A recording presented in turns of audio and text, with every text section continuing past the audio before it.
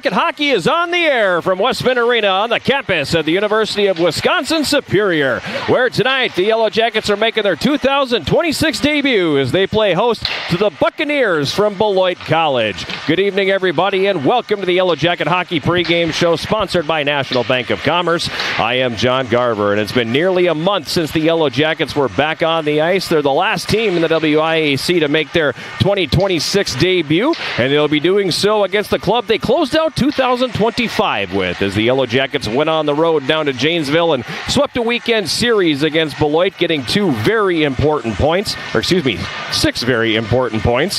I keep forgetting that the whole 3-point game. Now, don't do that, Jason Roan, don't do that. But at any rate, they were very important points for the Yellow Jackets to pick up, and they went into the break on a positive note and have an opportunity tonight to gain a little bit of separation. Even though they'll have the game at hand against teams in the conference, they'll have a little bit of separation in the WIAC if they can pick up a big 3 points here tonight and kind of keep pace with the teams at the top, because we've had some separation at the top of the standings with UW-Eau Claire sitting at 18 points, Stout with 17, and then you got the Jackets in third with 9. So, we got a little bit of work to do, and granted, the bulk of the conference schedule is still coming up, and you're going to see all of these teams 2 more times with the exception of Beloit here today. And opportunity to make up ground and surpass the teams in front of you, but it's going to be anything but easy, because the WIAC is going to be an absolute dogfight as we get into mid-January and into February. Beloit coming in, they've already played a couple games coming out of the break as they hosted St. Scholastica and were at Lawrence last weekend. They dropped a pair of games there, 5-2 to St. Scholastica, 4-1 to Lawrence. They come into the game with a record of 2-9-1. Yellow Jackets, meanwhile, 7-5-1 overall, and in conference play are an even 3-3. Should be a good one here tonight, because make no mistake, this isn't Northland College, the team that we'd seen. They made the Jackets sweat it out a little bit when they were down in Janesville here about a month ago. A lot more to come on the Yellow Jacket Hockey pregame show, sponsored by National Bank of Commerce. We'll have a peek at the starting lineups. We'll get Jason Rowan's keys to the game. We'll hear from Coach McKenna, and we'll also talk to senior defenseman Tyler Ryder. All that and more when the pregame show continues right after this. This is Yellow Jacket Hockey on 91.3 KUWS Superior and Yellow Jacket TV, an affiliate of the WIAC Sports Network.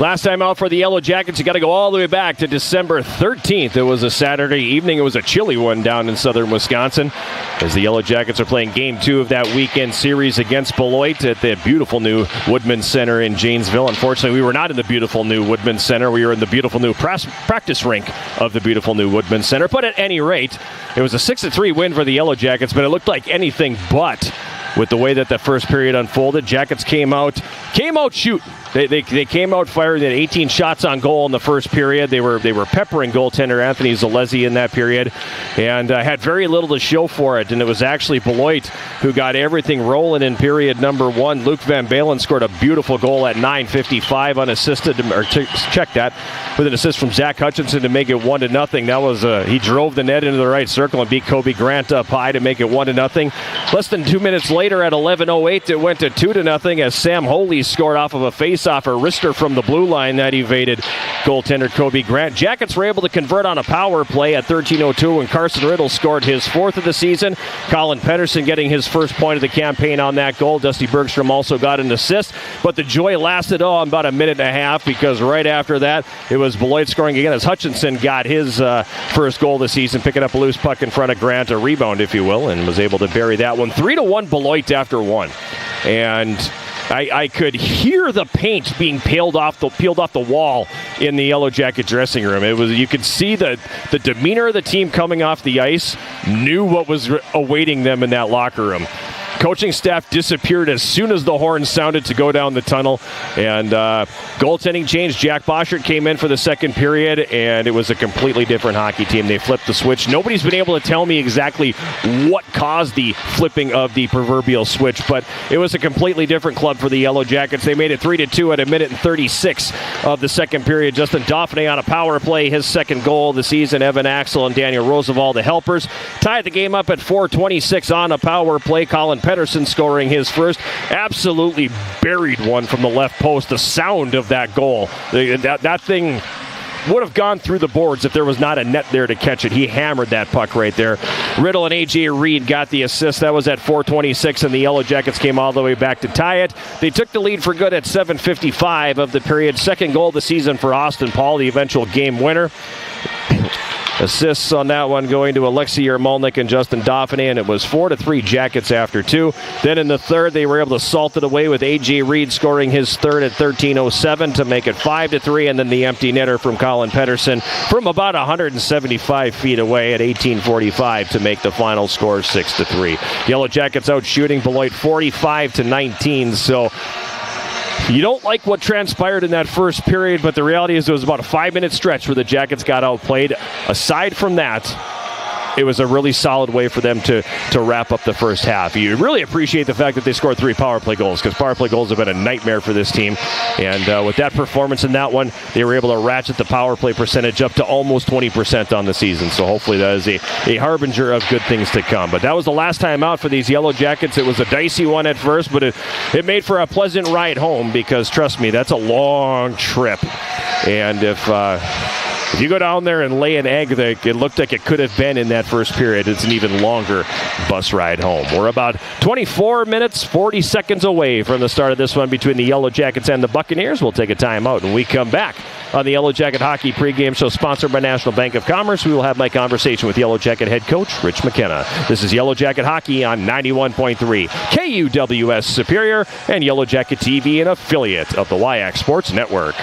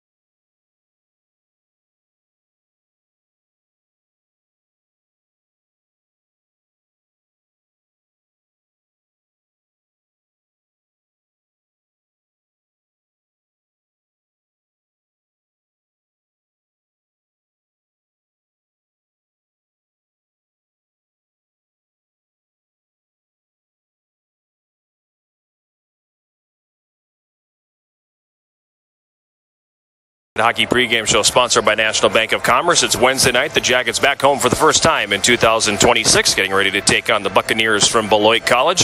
I am John Garber. We're joined by Yellow Jacket head coach Rich McKenna. And Coach, before we get into strategy and all that other kind of stuff, how was the holiday break for you? It was awesome. Lots of time with the boys and my wife. Kind of recharged, I would say would be the best word. We were able to kind of just do family time and all that stuff, and it was a lot of fun. The best part, besides Christmas, was first day of drop-off at school, because it was getting a little bit long in the tooth entertaining those three mutants, so we had a good time. How much of a recharge do you actually get? Because I imagine just about every day you were still at the rink coaching one of your three youth teams. Yes, no, there was plenty of that. Lots of outdoor, out on the outdoor rink. But it was good though. It was fun. It was the first time we really haven't played a holiday tournament or having those games on the second and third or whatever. So we were able to bring the guys back around the 28th. Start practice the 29th. I kind of, created a couple more days, allowed us to kind of get our feet under us too and not kind of rush into something either. So all in all, really happy, excited to finally get going again and hopefully play to our capabilities. Isn't that a little bit on the heavy side, though, bringing them back that early and basically having a week and a half before they get a chance at any game action? Well, you saw the first half. Could have used 2 weeks. Let's talk about that a little bit then, because the first half wound up here close to a month ago now. It was on December 13th, actually. It was on the road against the team that you're going to see tonight, Beloit. And it ended up being a victory, but in the first period, it didn't kind of look that way. No, it was, they came out. It was their last game in the first half. They had a better start, better jump. We went down 2-0. I don't remember if we made it. I think we made it 2-1, and then they went 3-1. Yep. And then period ended. And we adjusted. Yes. And it was a good adjustment. It was Christmas come early, we got done. We went down there and did what we wanted to do and what we needed to do, and now the work continues. And it was, all in all, it ended up a good game. Like I told the guys after that game, that was the entire first half played in 60 minutes. Finally came out on top, though. It was a good game, too, in that you had to make the goalie change, and Jack came in and he was rock solid in there, got both of those wins on the weekend. But some guys finally got on the score sheet. You see Colin Pettersson score a couple of goals. You see Justin Dauphiné finally score a goal again since the first game. Guys that you needed to get healthy in that way were able to get healthy. Yeah, I mean, at the end of the day, I look at the first half. We actually have some really good wins again, with not our so-called top guys producing. If we could get everybody producing to their capabilities, we could be pretty good. Now, we're not in the business of shoulda, woulda, coulda, but that is the silver lining of it. Sure. But if we're 9-3-1, do we ever have that urgency that we're looking for now? So that's you got to take the good with the bad, or the bad with the good, however you want to put it. And it's a new year, and I expect those guys to show up. One of those guys that you're expecting to show up is Iki Kagawa. He's back in the lineup for the first time in a while here. So what has that whole process kind of been like with him, trying to get him healthy so he can play up to what you're used to seeing from him? Yeah, he had his game was coming around. It's all he had a great freshman year and probably thought it was going to be easier, and and it wasn't. He was getting keyed on, and he got hurt towards the end of last year, and then he got hurt again this year, and that's because he's getting the attention, right? So guys, he's getting that attention. And then now it's just getting the timing down and all that stuff. He's looked great in practice. He's just got to start doing it in a game. Going to be doing it tonight against the Beloit team, obviously, that you saw a month ago. They were a pesky bunch, a plucky bunch, if you will. And honestly, when people kind of look at that, they go, well, yeah, they were Northland last year. This is a better team than Northland. They're going to win some games. For sure. I think all those guys there are playing with, they got a second chance at college hockey, and they're trying to protect it. They're not a bad team. They're a hard team. And that's the beauty of it. Like, if you don't respect your opponent, I don't know. I don't want to call you an idiot, but you're an idiot. Anyone can beat anybody. Those kids are prideful. They work hard. Like I said, they got that second chance, and they're going to protect it and do whatever they can. They have the same mentality as they did, like where they block shots, they dig in. Like, you can't really, they keep coming at you. It doesn't matter the score. Like, they're going to be fine, and I think they're in a really good situation now. And I'm happy for Shane and his family, they're gonna win games for sure. In that last game out, the power play finally got a little bit on the healthy side too. So how do you keep that going? Because that was a struggle for part of the first half. Oh, well, you scored 3 power play goals, you go on break. It's awesome. So I don't know. We'll see. Flip side of that being the penalty kill had been struggling a little bit in there, and they got a little bit of a break too. Yeah, they went on break also, and so yeah, it was good to see the power play kind of show up. It was good. It was awesome to see the guys change during the game on the bench, what our bench looked like, the communication that was being had on the bench. It's like all of a sudden we got more serious. And then our PK got better, and our power play got better, and Ozzy scores the go-ahead goal. We go, 4-3 going into the third. Yep. It's always tough, that last game too. You got finals coming up the next week. Guys got flights, guys got whatever. So maybe that crept in. I wouldn't want to admit that, but maybe it did. But it was, we got the break. It's a new year now. If we play to our capabilities, we'll be fine. We talked about it a little bit with Icky. What's the overall health of the guys? Actually, pretty good. It's every year's different. Every year's new DNA. Stuff we're dealing with this year, we've dealt with the shoulder, we've had those couple of years where everyone had a shoulder injury, and then we had a couple of years where everyone got hit in the head, and it was just protocol, and then this year, we have our own little injury bug going through. But we haven't played in a month, right? So we're healthy enough to put a good lineup out there, and let's play to the best of our abilities, and let's take care of business. And a week from today, we'll be 4 games into the first half. So we gotta kind of start stringing together some things and get a little bit more consistent. Thanks a lot, Coach. Good luck. Take care, guys. Despite the inconsistency of the first half of the season, the one thing that is always consistent is a Rich McKenna interview. No matter how many questions he asks, you're going to get between 8 and 9 minutes, and there's always going to be a gem or 2 or 3 that can be plucked right out of those interviews. So always appreciate him giving us the time to talk to him before the pregame. He's in his 10th season with the Yellow Jackets, sporting a record of 117 wins, 110 losses, and 20 ties. His counterpart is Shane Buckley in his third season as a Division III collegiate hockey head coach. His first season at Beloit, 4 wins, 61 losses, and 0 ties. Time now for us to take a look at the starting lineups in this one. The starting lineups, they used to be sponsored by somebody, but they're not now, and I kind of got just moving into the sponsorship piece there and caught myself before I gave somebody credit. So, sponsored by nobody. Yes, contact me if you want to sponsor the starting lineups. At any rate, Yellow Jackets starting at Jack Boschert in goal, a 5'10", 165-pound junior from Florissant, Missouri, making his 4th appearance. He's 2-1, 1.71 goals against average, a .917 save percentage. Really kind of hard to get a read on those numbers because he had that disastrous start against St. Scholastica where he gave up 3 in the first period.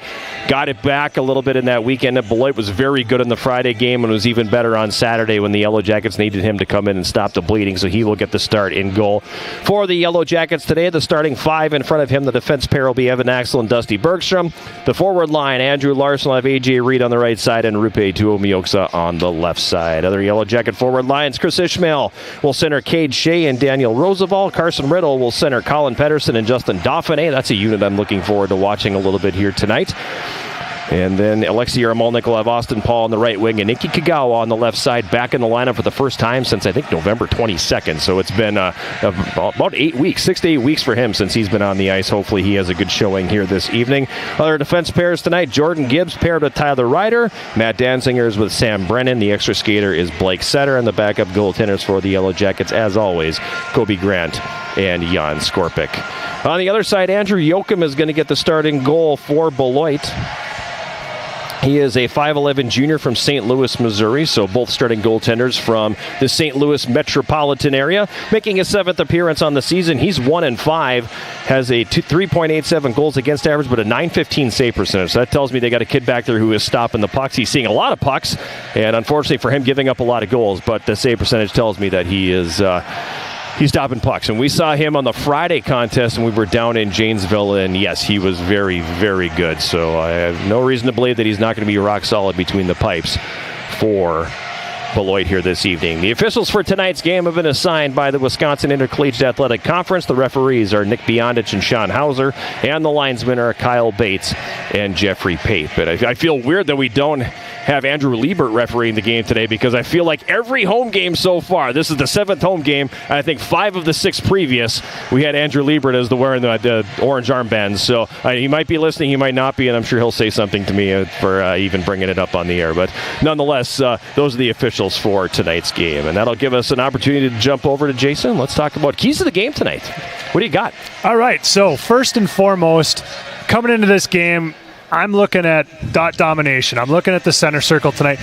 Coming into this, UWS is a sub 50% face-off team, but they're facing the only team with a lower face-off percentage than themselves in the WIAC. So I'll be really interested to see if UWS can kind of dominate in the face-off circle tonight, get a little bit of confidence in the face-off circle, particularly during special team situations or key moments early and late in periods. So dot domination, that's one of the first themes that I'll be watching tonight. That's a very overlooked aspect of the game, too. I think because there are so many face-offs over a game, people don't think of it very much. That's a possession.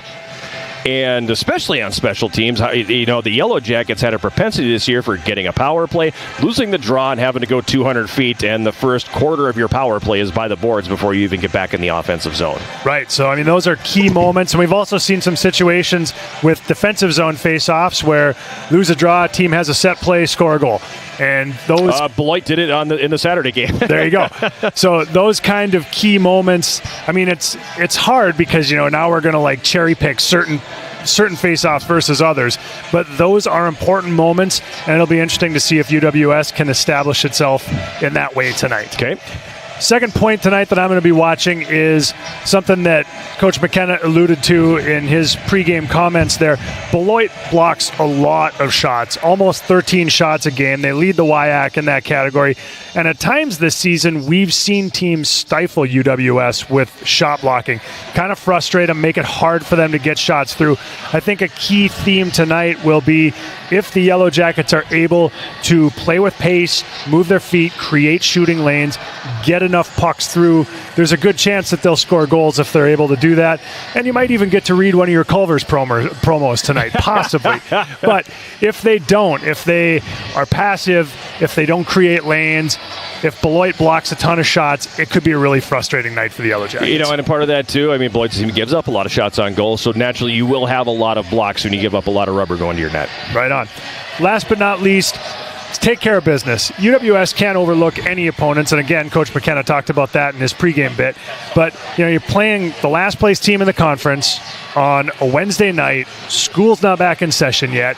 This has all the makings of a trap game. Yep. And we saw the exact opposite of what you want to have happen when UWS faced Beloit and gave up 2 goals, got down by 2 goals twice. Like, in a game like this, you want to exert your will early and take away any hope and belief, and that is not what they did against Beloit in that last game, though they did come back to win. In the second period, they did. Right. It'll be interesting to see tonight how they start coming out of the break, if they can take charge of this game early, or if it's going to end up being a dogfight for the entire 60 minutes. And along that line, I mean, you're a club that you're a good team, and the first half didn't go how you expected it to go. The board has been erased now. You are starting over. You've got a lot of conference games coming up, but I think a lot of it hinges on how do you start this second half. That's a great point. You'll see some fragility in this team where you were able to hit the reset button with the break, but if you come out and it's just like it was at the beginning of the first half of the season, all of a sudden it's going to be like, oh, I guess maybe that's what we are. Yeah. Whereas, if they can come out early with some jump and exuberance and have some success, maybe it'll be like, I guess that first half wasn't really what we are. Right. This is what we are. No, I in my mind, I'm picturing the first half against Stevens Point. Yeah. When they came out and dominated the Pointers, popped 3 on the board, and left no doubt that they were going to win this game. That's what I feel like that's the next step now. But it has to happen for 3 periods. And then in 48 hours, it has to happen for 3 more. And they have to start stacking it up like they did last season. And we'll find out if this is the crew that's going to be able to do that. And that is one of the great things about the structure of the college hockey season and having that break, is it's a great chance to reset when you need it. Yes, and I think the break came at a very good time for this team. They were a little weary by the time they got to the middle of December, and hopefully the break did them well, and we will find out if that indeed is the case. About 5.5 minutes away from the start of this one between the Yellow Jackets and Beloit. We'll take a timeout and come back and have a conversation with Yellow Jacket senior defenseman Tyler Ryder. This is Yellow Jacket Hockey on 91.3 KUWS Superior and Yellow Jacket TV, an affiliate of the WIAC Sports Network.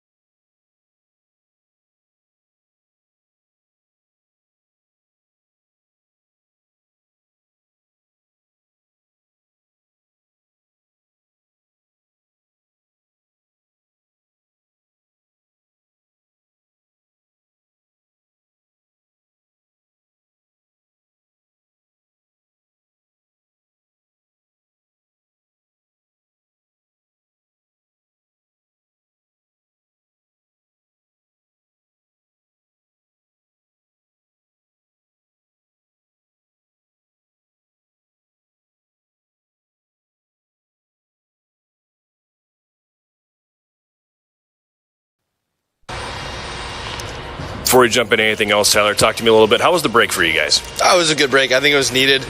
First half wasn't what we wanted, but I think everybody's refreshed and ready to go for the second half. Okay, talk about that a little bit. Not what we wanted. Coming off of last season, a little bit of a roller coaster ride, wasn't it? And can you kind of pinpoint why? Because by and large, it's a lot of the same players. It's a veteran team, so why so much trouble with the consistency? Yeah, I wish I could answer that question. No, but it was a really good season last year, and I think we're a better team than what our record shows, and I think that's what we're going to prove this part of the year. So that's how we'll go into it. Taking on a Beloit team here tonight that you guys obviously saw the last two games before the break, and I think maybe a little bit of an eye-opener too, because especially in that Saturday game, they came out with a really dynamic first period and had you guys against the wall a little bit. Yeah, absolutely. I mean, they're a way better team than they were in Northland, and we know that, and we got to come out hard and play them just like any other team. So. All that being said, regardless of how the first period was, the second period, you guys did answer the bell and came out. What changed? Aside from, I'm sure, a fiery speech from the coach, what changed in between that first period and that second period, if you can remember back that far? Yeah, I think it was a mentality from all the guys just digging in and say, hey, we need to do this right now. We got to do it to end this first half on a good note. So we had to get it done. Tricky part being with the way the NCAA tournament is now with 5 losses, you guys basically know you have to win to get in, but also gives you kind of the luxury of we just know we have to be playing our best hockey in February. So you took a couple steps getting back-to-back wins. What do you got to do here tonight? Yeah, we got to take care of tonight, but that's kind of the nice thing. We get an auto bid if you win the WIAC, and so I think that's where our eyes are set and what we need to tune up to get hot at the right time and get the job done. I always look at you guys and go, man, all right, senior year already. So how fast has the 4 years gone by? Too fast, way too fast. But it's been amazing seasons here, and hopefully this season's no different, and I want to go out on a big boom. So. We'll see if Tyler Ryder indeed does have the big boom starting here this evening. Very thankful that he was able to join us here for the pregame show. And the national anthem has been played. We are now seconds away from the start of this one between the Yellow Jackets and Beloit. As we mentioned, Jack Boschert getting the start in goal, making his 3rd consecutive appearance for the Yellow Jackets. He'll be defending the goal. 2 hours left. And the Yellow Jackets back to wearing the gold uniforms at home with the white and black trim. Will be going from left to right here in period number 1. At the other end, Andrew Yoakum, the starter for Beloit, will be defending the goal to our right. Andrew Larson stepping in to take the face-off here for the Yellow Jackets. He does the honors with J.D. Schoenecker, and we are underway. The Jackets with the face-off right away. A shot taken by Tuo Mioksa. It comes in on goal, and a save is made by Yoakum. The shot was deflected and floated in on net, but at any rate, 6 seconds in, first shot on net. So far, so good on the dot domination from the faceoffs. Bat 1,000. Faceoff is going to be to the right of Yoakum. It's controlled this time. We're back to 500 now as the Buccaneers win the faceoff here. They play it out into the neutral zone. That pass is going to be broken up. Rubin picks it up for Beloit. He crosses the red line and dumps it into the Yellow Jacket zone. Already a line change for Beloit just 20 seconds in. Jackets come away with the loose puck now. Larson speeds up the right wing, has it poked off his stick. Jackets play it back to the Beloit line, but the puck is going to be cleared into the neutral zone, and then an errant pass from Axel comes all the way down into Yellow Jacket territory. Bergstrom leaves it for Axel. Jackets a little discombobulated below the goal line. Larson comes in and restores order. Passes it behind his net now for Evan Axel. Axel for the Yellow Jackets carries up the left wing, throws it ahead at center for Cade Shea. Shea has it in his skates. Now he's able to dig it free. Gets it to Larson. He'll saucer it back to Shea in the left circle. Shea tried to put that one to the front of the net, but it was broken up. Now it is broken up by the Jackets again, but Shea and Roosevelt collide. Puck ends up behind the net. Trey Taylor for Beloit sends it up the left wing. Jackets able to break up that play. Beloit getting it back now with Mac Reed, and he's going to saucer that one up the middle. It's going to come all the way down. Jordan Gibbs wins the foot race, and icing is going to be the call. And the old NHL-style touch icing there as the linesman waited an awfully long time to blow the whistle. But at any rate, face-off coming back here in the Beloit zone. Yeah, I don't know if the bead got stuck in the whistle there or what, but that was the last possible moment to whistle that one down. I thought they were waving it off. Yeah.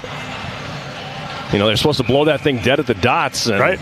Here they were all of a sudden all the way below the goal line before they finally blew the play dead. Face off in the Beloit zone. Jackets win it up to 7:50 in the dot. At the right point now, it's going to be Gibbs. Don't worry, we're not going to make that joke all night long. Puck comes around into the left corner. Up the left wing boards. Ishmael tied up. Roosevelt picks up the loose puck, and he gets knocked off the play by Taylor. It's going to be rotated around to the left wing side. Taken there by Nick Johnson for Beloit. He clears to the neutral zone. Jordan Gibbs drives it back in. Yoakum out of the net, sets it up for Mac Reed behind the net. Reed for Beloit, carries it up the middle, weaving around Ishmael. Cuts to his left in the center face-off circle and dumps it in. Puck is picked up down low by Sam Brennan, and he'll play that out into the neutral zone. He gives chase as it comes all the way down, and that's going to be an icing call here on the Yellow Jackets. Face-off coming back deep in Yellow Jacket territory to the... Looks like they are going to choose the left of goaltender Jack Boschert. 18:05 to play here, first period. Who gets to make that decision? Is it the center? Like, who gets to say it? I think pretty much the center on what side is their stronger side. Yeah. Yep. It's usually the way it unfolds. I mean, you're not going to have a defenseman go, no, we want it over there. Puck behind the Yellow Jacket net. Carson Riddle comes away with it here, and he tries to pass it for Colin Pettersson, but that gets broken up. Puck floated back down into the Beloit zone where Neeb's got it here. Valerie Neeb for Golden, and then he drops it off for Baird. Baird's pass is going to be picked off. On the left wing, Colin Pettersson sends it in. Petey finally getting on the score sheet in the last game before the break. Not one, not two, but 3 points for him. He has it on the right wing boards. A minute for Yarmolnik, who was knocked off the play.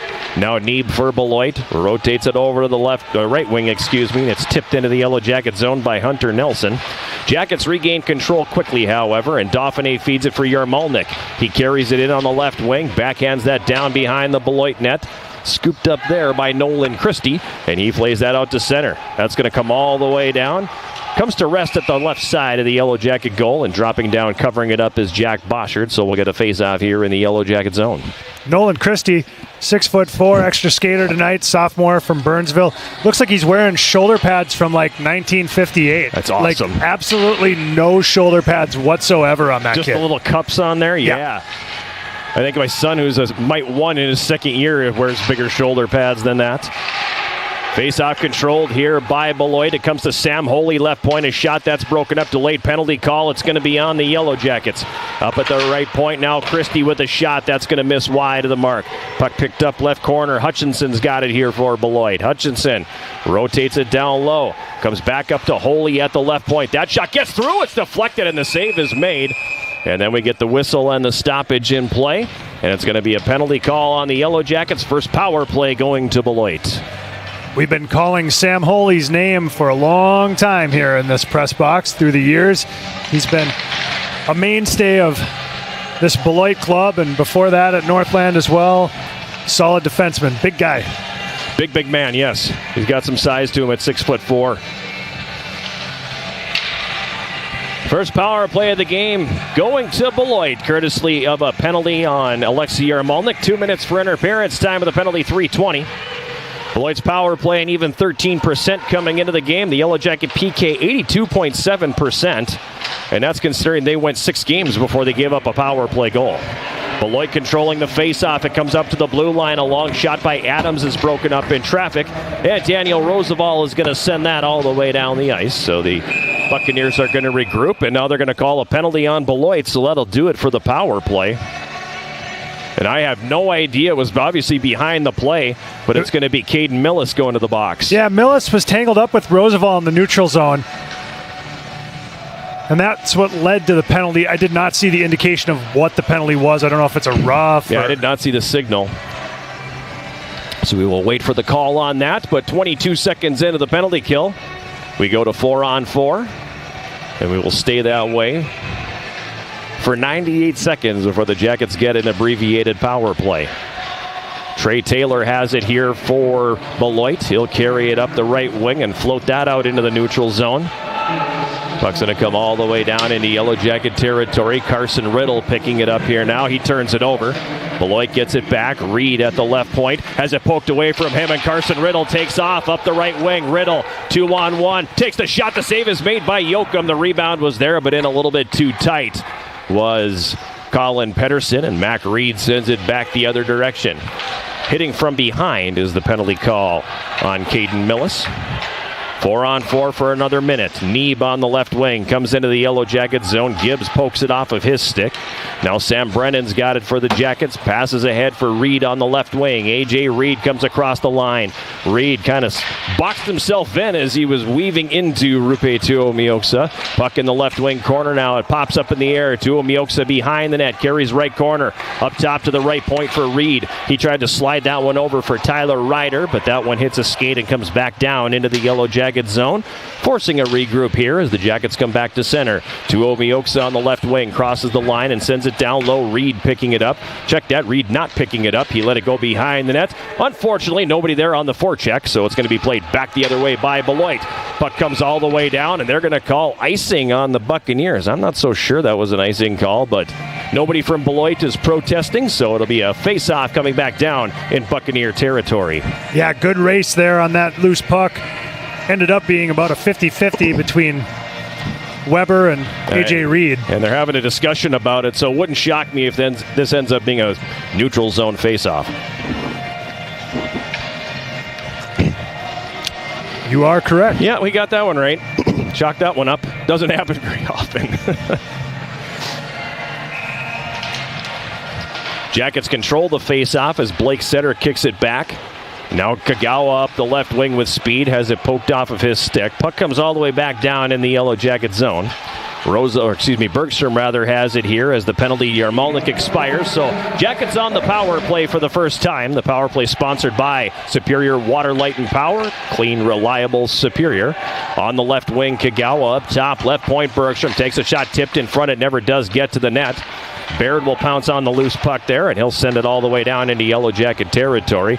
Final seconds are going to tick off the power play for the Jackets, and each team now 0 for 1 with the man advantage. Yarmalnik across the line, mishandles right at the Beloit blue line, and we're going to have a stoppage and an offside call coming up on the Yellow Jackets. 14-12 remaining here opening period. Yellow Jackets and Beloit scoreless from Westman Arena in Superior. He is Jason Roan. I am John Garver, and we're happy to have you along on 91.3 KUWS or on Yellow Jacket TV on this Wednesday evening.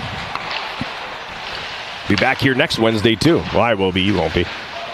Puck played down into the Yellow Jackets zone. Danziger chasing it down. Circles the net. Plays it up on the right wing. Tipped ahead by Pettersson.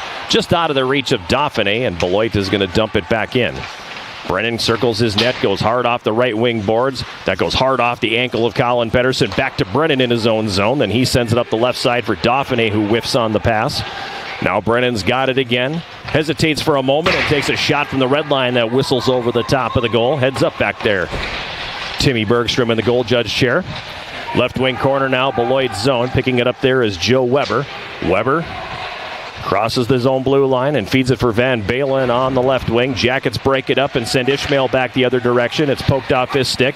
Ishmael gets it back. He whirls around and fires, and that one doesn't go to the net. It goes to the corner. Behind the net now, Ishmael tied up by Holy as the puck wraps around.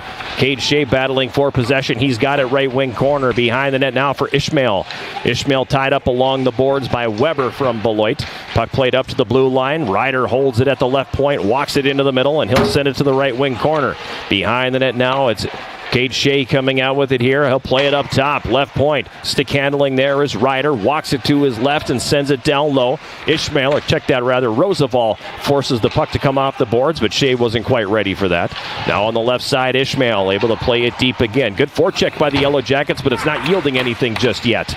On the right wing boards, Roosevelt has the puck taken away from him by Neeb, who sends it back the other way. Schoenecker on the left wing giving chase, but once again, Beloit is going to be whistled for icing. And it'll bring the faceoff back down here in the Buccaneers zone with 12:28 to go in the first period. Yellow Jackets and Beloit scoreless. Jackets with some excellent sustained pressure in the attacking zone there, taking advantage of some not so great clearing attempts by the Bucks. Able to pen them in, but not generate any shots on goal out of it. Tuomioxa taken down on the left side. The loose puck picked up here. Schonecker's got it now. His pass up the left wing broken up and played back deep by A.J. Reed. Reed plays it behind the net now. Baird gets it back for Beloit. Jackets cause the turnover. Larson left circle. Works his way to the left wing corner now. This is Andrew Larson up the left half board all the way up to the blue line. Hits the brakes there and feeds Reed left side. Reed walks it into the slot. Ditches it up top. Long shot by Axel and the save is made by Yoakum. On the left wing boards, Bergstrom gets away from the check, feeds it into the slot. Reed one-on-one with the goaltender, and the backhand goes wide. Now behind the net, Bergstrom out front for Larson in the right circle, and his shot stopped by Jochum. And we're going to get a face-off coming here in the Beloit zone. So 2 point-blank opportunities by the freshman line known as El Paso, and we remain scoreless. Yeah, unfortunately, A.J. Reed ended up having to catch that pass on the wrong side. He got wrong-sided by the pass, which prevented him from being able to one-time it, and that probably would have been a goal. As it was, he had to handle it a little bit, and that gave the goaltender enough time to slide across and make a good save. Beloit has the puck behind their own net now. It's Mac Reed in the controlled breakout, dishing it ahead on the right wing. Schoenecker, he crosses the red and goes to dump it in. Jackets knock it down 3-on-2 the other way. Roosevelt across the line. Roosevelt right circle. Ishmael throws it across for Cade Shea, and that one goes between the stick and the skate. Kind of hoping 23 was going to pump it from the circle there. Puck comes all the way back down, and once again it'll be icing. And the faceoff coming back in the Beloit zone. Another really good chance there for the Yellow Jackets. I think the whole play started when the chip-in actually hit the linesman. And then the Jackets were able to transition it the other way and have an odd man rush. Yeah, because all of a sudden it was coming back, and you have numbers. So I know a lot of people yell at the linesmen and referees, get out of the way. Where are they supposed to go? They can't climb this 8-foot glass. It's not like the old days in the 80s where the glass was 2 feet. They just grabbed on and jumped out of the way. Trey Taylor behind his net for Beloit. Up for Stewart on the right wing. Rink wide feed for Adams on the left. Jackets break it up and come back across the line. Setter. All 3 of the Yellow Jacket forwards mishandled or overskated the puck right at the blue line, and Beloit sends it the other direction. Danziger throws it up the left side, picked off there by Von Lindgraf, who dumps it to the right wing corner. Jackets regaining control. Danziger, check it, Yarmalnik rather, flips that high in the air to neutral ice. Blake Setter has it there, passes it ahead for Austin Paul, but that doesn't connect. And Sam Holy sends it back the other way. Von Lindgraf on the right wing, floats a pass to the left side. Jackets break it up. On the right wing, falling down Blake Setter. Puck pinballs back the other way, goes off the skate of Gibbs. And Millis gets it back here for Beloit. It comes across the Yellow Jacket line. A centering pass hits a skate, and the puck will end up in the left wing corner. Jordan Gibbs for the Jackets moves it behind the net. Penalty coming. It's going to be on the Yellow Jackets as they're going to get Alexei Yarmalnik again. And the sophomore from Old Bridge, New Jersey, better get the punch card out for the penalty box here because he is heading there for the second time. Finishing his check behind the goal, and unfortunately finishing it a little too late and a little too far from the puck. He's going to get called for holding here. Time of this one, 9:45 of the first period. Second power play for Beloit. Yarmalnik will sit in the sin bin for a couple minutes. Coach McKenna looking a bit exasperated right now, shaking his head at who knows what, maybe a player, maybe a combination of things. Yeah, it's tough. I mean, good momentum there for UWS, and you hate to see it interrupted with a penalty. Jackets will come out up front. Pettersson and Riddle, along with Axel and Bergstrom. Beloit wins the face-off. The shot blocked. Pettersson pounces on the loose puck, and he takes off the other way. Pettersson drives to the net, goes to the backhand, but it wasn't able to get a shot away. Yellow Jacket bench kind of asking, I think, for something there because the stick got in on the hands. Now Beloit will carry it back to center. This is Schoenecker across the Yellow Jacket line, caught up by Pettersson on the back check. Schonecker's pass intercepted by Carson Riddle in the slot. Now he's going to get away from Reed. Decides to cut it back to the left wing and then dump it in. Takes a little shot there as he curls his way back to the bench. Riddle's had a strong start to this one. Neeb's got it now for Beloit. He'll cross the blue line. He'll cross the red line. He crosses the Yellow Jacket blue line. Carries into the right wing corner. Poke check by Danziger, and then the Jackets will send that all the way down the ice. Beloit will regroup once again. Stewart coming out from behind his net now. Throws it ahead. Millis on the left wing. Dumps it into the Yellow Jacket zone. Boschert out. Leaves it behind the net for Ryder. Bouncing puck, a little tough for Ryder to corral. Jackets do eventually get it, but Ishmael has it chopped off his stick. Now Ryder gets it on the backhand, and he'll send that all the way down the ice. Beloit forced to regroup once again. 45 to go in the power play. 9 minutes to play here, opening period. Jackets and Beloit scoreless. At center, Stewart for Millis on the left wing. He dumps it into Yellow Jacket territory. It comes around the left wing boards. Good contact there on the half ball as it comes into the front of the net. Broken up there once again. Adams had it for Beloit. Leaves it down low. Now Millis on the right wing. Check that. It's Weber, excuse me. Millis was in front. Up top, Stewart, right point. Adams takes the shot from the left circle. Blocked by Axel. Puck loose at the top of the goal crease. Jackets go to clear. Stewart holds it in at the left point. 15 to go on the power play. Stewart's pass out of the reach of everybody, and Larson will send that all the way down.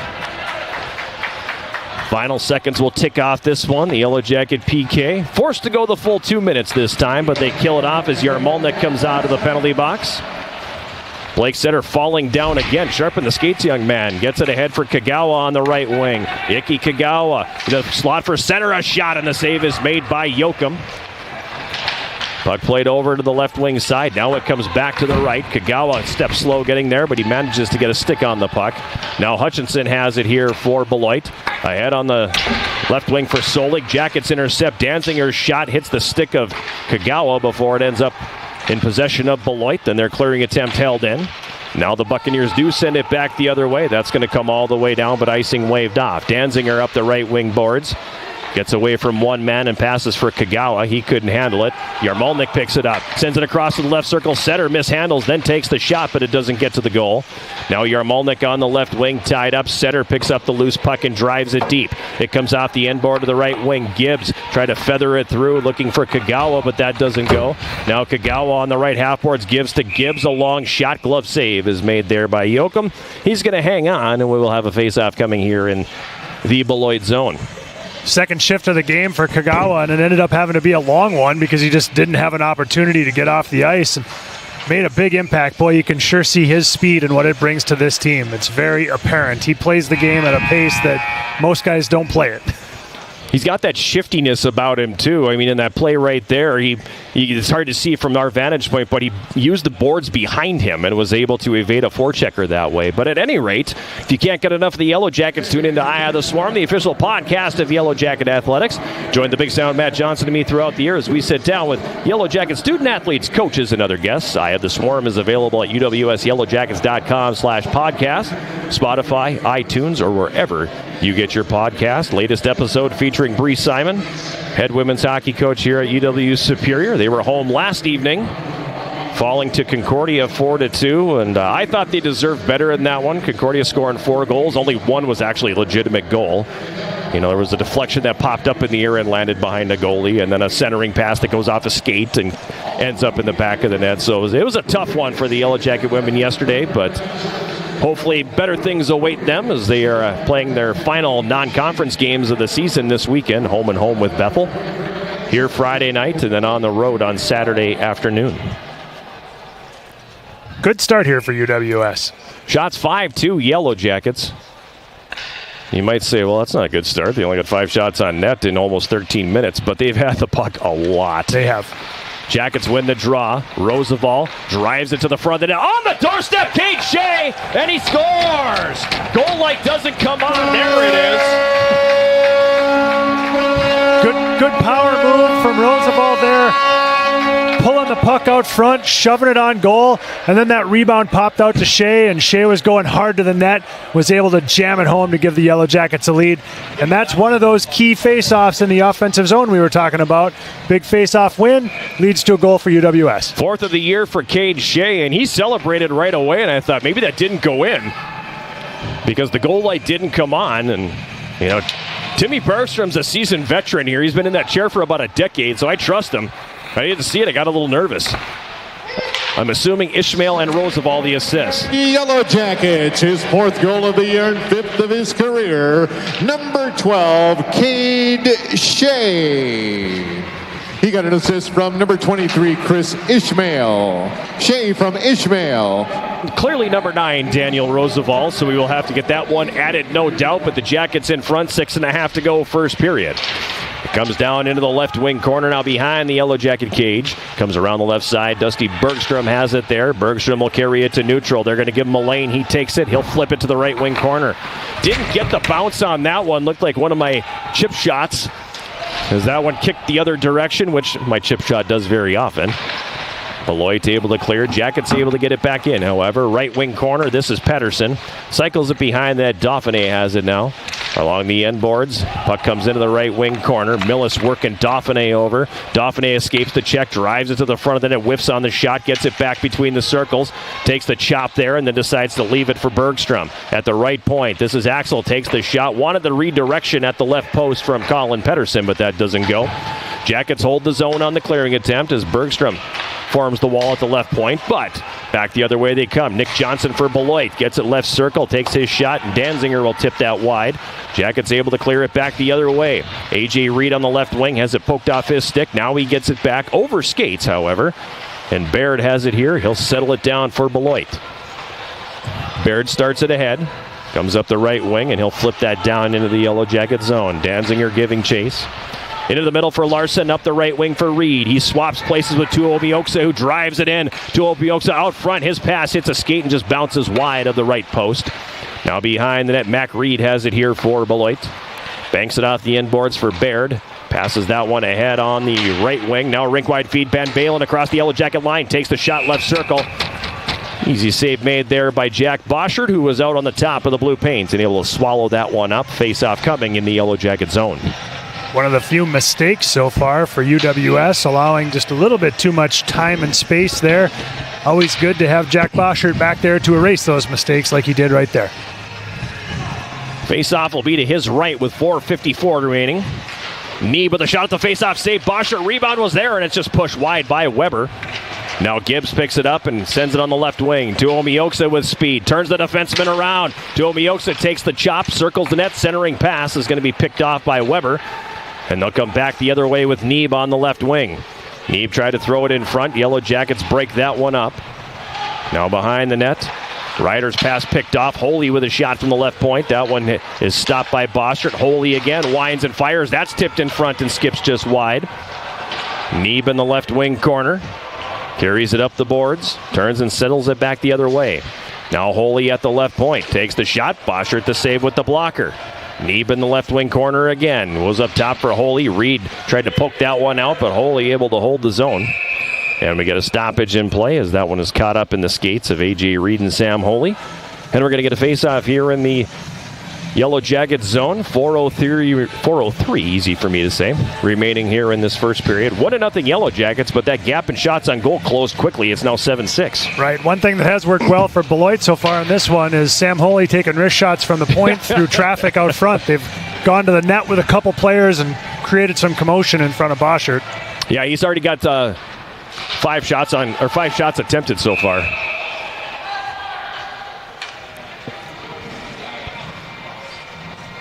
Only 2 of them on goal, but yeah, 5 attempts, leading all shooters in this one so far.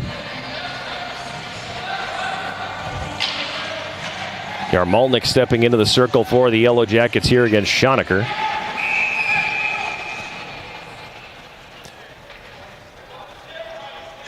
Got a conversation with the officials on this one. The referees having a discussion. Not sure what that was all about. I don't know what it was about either, but looks like they got it all figured out here. Beloit wins the draw, and Rubin will dump it into Yellow Jacket territory. Stewart on the right wing swats that behind the goal. Comes to the left wing side now. Adams for Beloit cycles it back behind the Yellow Jacket net. Axel knocked off the play by Schoenecker, and then the Jackets will flip it back the other way. It's going to come all the way down. Kagawa wins the race to the puck. Kagawa's got it left side. Carries it all the way back to the blue line. Kagawa high slot. Saucer pass. Danziger right circle. Tried to center. It was blocked. He gets it back. Comes out front. Fires from the left side of the net, and the save is made by Jochum. And he will hold on for a stoppage in play. Nice job by Iki Kagawa. He's the guy you want when you got somebody trying to race down the ice and nullify an icing, and he was able to catch up to that long, high flip out of the zone and turn it into a scoring chance for Danziger. 3:22 remaining here in this first period. 1-0 Yellow Jackets lead. At the left point, Brennan walks and fires. That's going to miss wide of the mark. Clearing attempt held in momentarily at the blue line by Roosevelt, but now it's chopped back the other way, and Von Lingraff dumps it in for Beloit. Behind the Yellow Jacket goal, it's Danziger. He'll throw that up the right wing. It's not going to come out of the zone. Beloit sends it back down low. They've got it in the right wing corner. Johnson's pass broken up. Ishmael to clear, and that will come to neutral ice. Beloit's going to be called for playing that with a high stick. Another very delayed whistle. I think he was trying to decipher if the Yellow Jackets actually ended up playing a puck in there at some point, but I think they made the correct call. And it's going to be a high sticking call on Beloit. Which should have taken the face-off all the way back into the zone, so they must have changed their mind. Yeah, they've decided they made a mistake, so second time they have reversed a call. Coach McKenna not happy with the officiating staff right now, explaining what a high stick is. I'm hearing Denny Lemieux in my head right now. High sticking happen. Jackets play it back the other way up the right side. This is Shea. He'll pass it back behind the Beloit net. It comes around to the left wing corner. Holy ties up Roosevelt there. It gets to the line. They lift up the stick of Tyler Ryder, and that'll come out to the neutral zone. For the Yellow Jackets, it's Gibbs. He evades one check on the left wing, carries it into the zone, and backhands it deep. Christie has it now. Nolan Christie up the left wing for Beloit, chips it to the middle for Millis. His pass goes off his skate, ends up in the Yellow Jacket zone, and the puck bounces and comes back the other way with Carson Riddle flipping it into the Beloit zone. Right wing corner, first one there, Dauphiné. He's tied up by Millis. Now Pettersson has it. Pettersson carries behind that left side wraparound attempt stop by Jochum. Pettersson on the rebound again, up top to the blue line. Or not Ryder, it's Bergstrom, able to hold. They drive it back down low. Puck in the right wing corner. Dauphiné and Holy go after it. Holy comes out with it, and he flips it up the left wing. Johnson knocks it out of the air, and he's going to carry it into the neutral zone. Cuts all the way over to the right wing boards before dumping it into Yellow Jacket territory. Evan Axel giving it for Bergstrom, now ahead at center. That one deflected as it comes all the way down. No icing on the play. Trey Taylor wraps it around. It's tipped up to the line and comes out to center now. Hutchinson with a lane, crosses the Yellow Jacket line. His shot misses over the top of the net. Hutchinson left wing corner, bumped there by Brennan. Riddle coming in to help out as the puck goes behind the net to the right wing corner. In the right circle, Van Balen, a shot and the save made by Boschert. Had no idea where that rebound went. It popped up in the air into the slot. Now Mac Reed able to hold the zone after nearly losing the puck.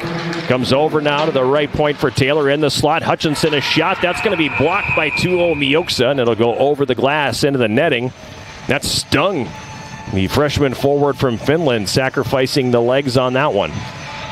We've seen it all season. He's a 200-foot player, and he showed it there, almost getting loose on a breakaway, but then coming all the way back into the zone to the tops of the circles to block that shot and knock it out of play.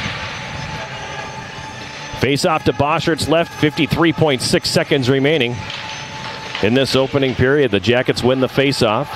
Tyler Ryder flips that high in the air. Pass caught at the 45-yard line by Daniel Roosevelt.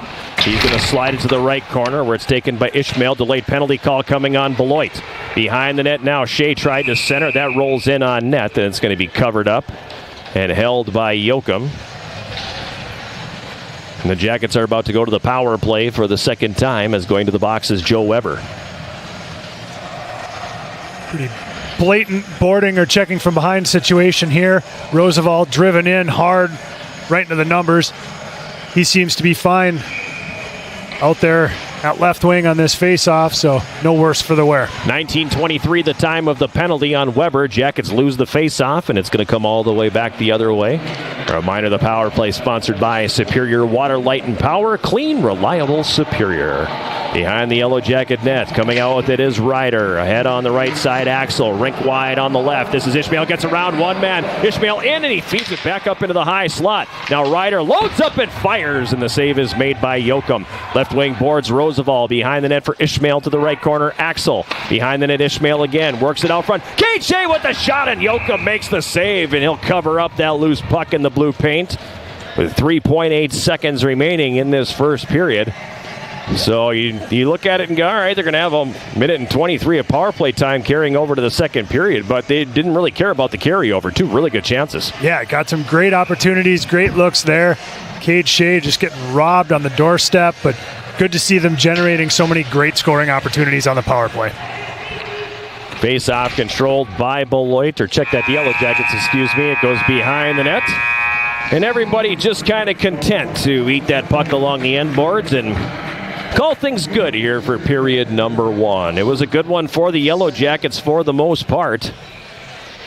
They controlled the play for the bulk of that 20 minutes, had a lot of time in the offensive zone, and more importantly, were able to break through and score the first goal of the hockey game. 20 minutes in the books here at Westman Arena. It's 1-0. Yellow Jackets will take a break and come back with our first intermission, sponsored by Hovland Incorporated right after this. This is Yellow Jacket Hockey on 91.3 KUWS Superior and Yellow Jacket TV, an affiliate of the WIAC Sports Network.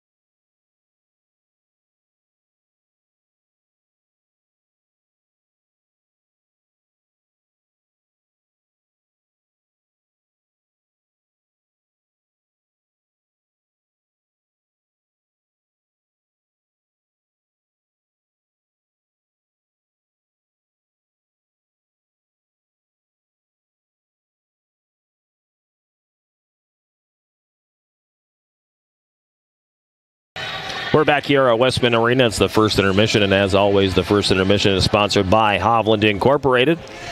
Yellow Jackets with a 1-0 lead over Beloit after 20 minutes of play here at Westman Arena. Good opening frame for the Yellow Jackets in a number of different ways, Jason, and I think first and foremost, I think they needed to have a good, solid period, and they did, but I love the puck possession. Absolutely. They looked connected. They looked in sync. I mean, that was a fantastic period for UWS. The stats are a little bit misleading in terms of shots on goal and the scoreboard right now because UWS had the puck a lot. They generated a number of great looks. Really, the entire period, that was some of the best hockey I've seen UWS play this year in terms of offense and continuity and being in sync and playing possession with the puck. And shots on goal in the first period favoring the Yellow Jackets at 10-7. Of those 7 shots that Beloit had, 2 of them came on the power play, and I think 3 more of those came during one little flurry of action. So for the most part, they were able to kind of keep things away from their net in that opening period. Yeah, I really liked it. There was really only one scoring chance that I remember Beloit having where there was a little bit of a UWS breakdown, and it wasn't really a breakdown. It was they got caught in a line change, so it was just a little bit too much time and space. Boschert made a good save on that one. So all in all, I just think they checked every box that you'd want to check. That was a great return from the break there for UWS. There were times where you could say, okay, this is their first game out of the break because there is some rust on these guys. They are a little bit sloppy, but they got away from that quickly enough and were able to do the things that we wanted to see them do, and including your keys to the game. I mean, 14-9 in the face-off circle. You know, they won 14 draws. Unfortunately for them, they weren't doing it on the power play, and they were forced to go 200 feet a couple of times, but for the most part, good in the circle. They were getting pucks through. I thought there was a couple times where they maybe tried to be a little bit too pretty, whether it was a pass across the slot or trying to turn a 2-on-2 into a 2-on-1 rather than taking the sure thing. But I'm nitpicking a little bit there. Yeah, I definitely agree. There were a handful of times, maybe less than a handful, half a handful of times where I thought they maybe overpassed it a little bit and took themselves out of great shooting opportunities. But yes, all in all, really good period for UWS offensively. One thing I noticed was a lot of high flips out of the zone. Don't know if it was just that's what the situation presented or if that was actually an intentional strategic tactical maneuver by UWS, but they were able to chase down a couple of those long lobs and create scoring opportunities and possession out of that. So, yeah, looking like a really good connected offensive team right now. Yellow Jackets opening the scoring at 12:58 of the first period. Cade Shea getting his 4th of the season. Daniel Roosevelt and Chris Ishmael getting the assist. We talked a little bit about the face-off situation in the pregame show. It was a big key to the game for you, and it was a direct result of that first goal. Yeah, absolutely. Offensive zone face-off to the left of the goaltender. UWS wins it. Puck goes down low into the corner. Roosevelt gets it, but then does a nice tight power turn and takes the puck hard to the net, rattles around a little bit, ends up right on the stick of Cade Shea, and he's able to stuff it in despite the fact that the goal light didn't come on right away. 9 out of 10 forwards are going to take that puck and just continue going behind the net. And I think the defenseman for Beloit thought, okay, he's going to circle back. I can let go of him now because somebody else is going to take him in the zone defense. And then very quick on the skates to be able to make that turn and get it to the front of the net. Not just jam it into the side of the net, but actually getting the puck in front. Right, yeah, and it ended up creating a great play, and you love seeing players go hard to the net with the puck. It might not be the first one that gets in, but it's often the second in that situation. So Cade Shea again his 4th. Roosevelt and Ishmael got the assists. Roosevelt the top scorer for the Yellow Jackets. That's assist number 6 on the year for him. Leads the team with 12 points. Assist number 8 for Chris Ishmael. That leads the team, and he now has 11 points. That was the only scoring in this opening period. Shots on goal, as you mentioned, favoring the Yellow Jackets at 10-7, even though I feel like it could have been more than that with how much ozone time they had. Penalties in the game, each team 2 penalties for 4 minutes. Beloit 0 for 2 on the power play. And the Yellow Jackets will have 1 minute and 23 seconds of power play time. That's going to carry over into the second period. So where do you land on the carryover of the power play? Because I know some coaches, I get a rest. I can draw up my play that will work if I win a face-off. I get fresh ice, so I can move the puck around, but the penalty kill also gets to rest.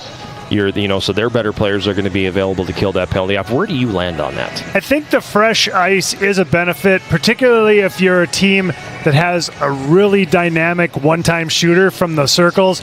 So you're able to make that cross-ice one-time pass a little quicker instead of having that pass slowed down by bad ice at the end of a period. Aside from that, the biggest positive I'll say about this particular power play is that it'll be with the long change of the second period. So obviously those penalty killers have a longer distance to go to be able to change.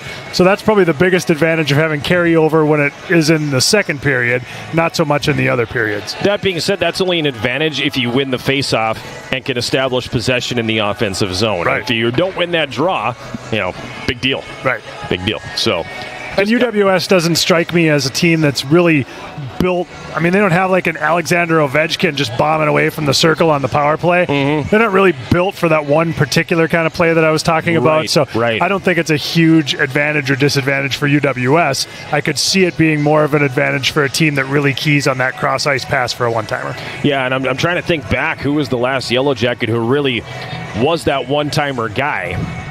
The kid from Texas. Troy York. But he wasn't necessarily a one-timer guy. Right. He could snap a wrister off with the best of them, but he wasn't a one-timer guy. And if he's listening, because I know this from time to time, no offense, Troy. But I can remember seeing him bomb some shots, some one-timers from the circle. He's the last Yellow Jacket I remember in that kind of pure shooter ilk. Yeah, the most recent one. I can agree with that. I think the other one I think of was last year, Gavin Watt. He could hammer the one-timer. Yeah. He didn't play a lot of games here, but he could hammer that one-timer from the circle. And when he got it into his wheelhouse, yeah, you knew where that thing was going. And it's so much harder than it looks. I mean, it just you watch people who are really good at that play, and they just bomb away, and they make it look so easy. But that connection where the timing's right and the pass is in the right spot and being able to catch it clean as the shooter, I mean, it's not as easy as it looks. When you have no idea how many times that shooter has practiced that shot. Because my son has looked at me and just said, that's a terrible shot. It went in the corner. You have no idea how hard it is to get that thing in your wheelhouse and connect it just perfectly to get that thing through. And it really makes me appreciate the NHL guys who do it. Alex Ovechkin, Steven Stamkos, those fellas who camp out in that left circle, because those passes are hard. You're not getting this nice little soft practice pass into the wheelhouse to make you feel good about everything. Yeah. These are bullets coming at them, and they still nice and clean and just an absolute rocket from that circle. And I can tell you, one of your sponsors has one of the most beautiful one-timers. And he's one of those guys who could do that. But I think he was actually a defenseman when he was in college, right? I'm talking about Lon. Lon, yeah, he was a D-man. Right. Yeah. So, I mean, obviously a guy that could hit a clapper from the point. But, I mean, when he can wind it up from the circles on a one-timer, oh, mercy, does he hammer the puck. Yeah, Still. Lon was he was a force at that, but he was never in that position here when we had him on the power play. And Coach Nelson realized very early in Lon's time here that, well, no one's going to move him from out in front of the net, so he put him in front. Oh, sure, sure. Lon at the time, he's rock solid. He's 6'3" and 225 pounds, and he was just a brick. Sure. So they moved him in front there. He didn't have a lot of power play time at the point or in the one-timer and the bumper, which really didn't exist at that time. But he was the guy who camped out in front. Yeah, wow, yeah, and he's a phenomenal shooter. Even now at 52, 53 years old, he can still bring it. Yeah. It's a powerful weapon to have, even though it's used a little differently today than it was in that era. First intermission here at Westman Arena, sponsored by Hovland Incorporated, has the Yellow Jackets with the 1-0 lead. We'll take a timeout and come back with more of our first intermission programming right after this. This is Yellow Jacket Hockey on 91.3 KUWS Superior and Yellow Jacket TV, an affiliate of the WIAC Sports Network.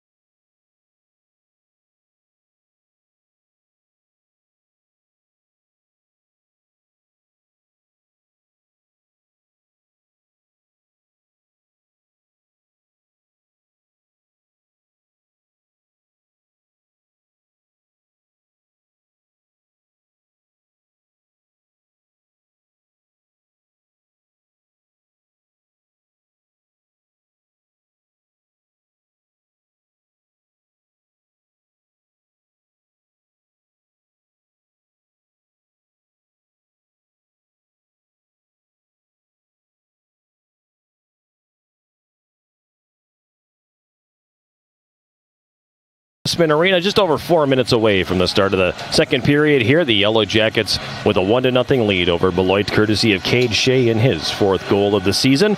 Earlier this evening, the Yellow Jacket women's basketball team opening conference play with an 83-60 win on the road at North Central. Jackets were paced by Charlotte Firstel, who had the double-double, 18 points and 11 rebounds. Mackenzie Lesha, two-sport athlete here at UW Superior. She put up 10 points. Only one steal. I'm disappointed. That's kind of her calling card is the steals, and only one. So if I see her in the office tomorrow, we're going to have some words about that.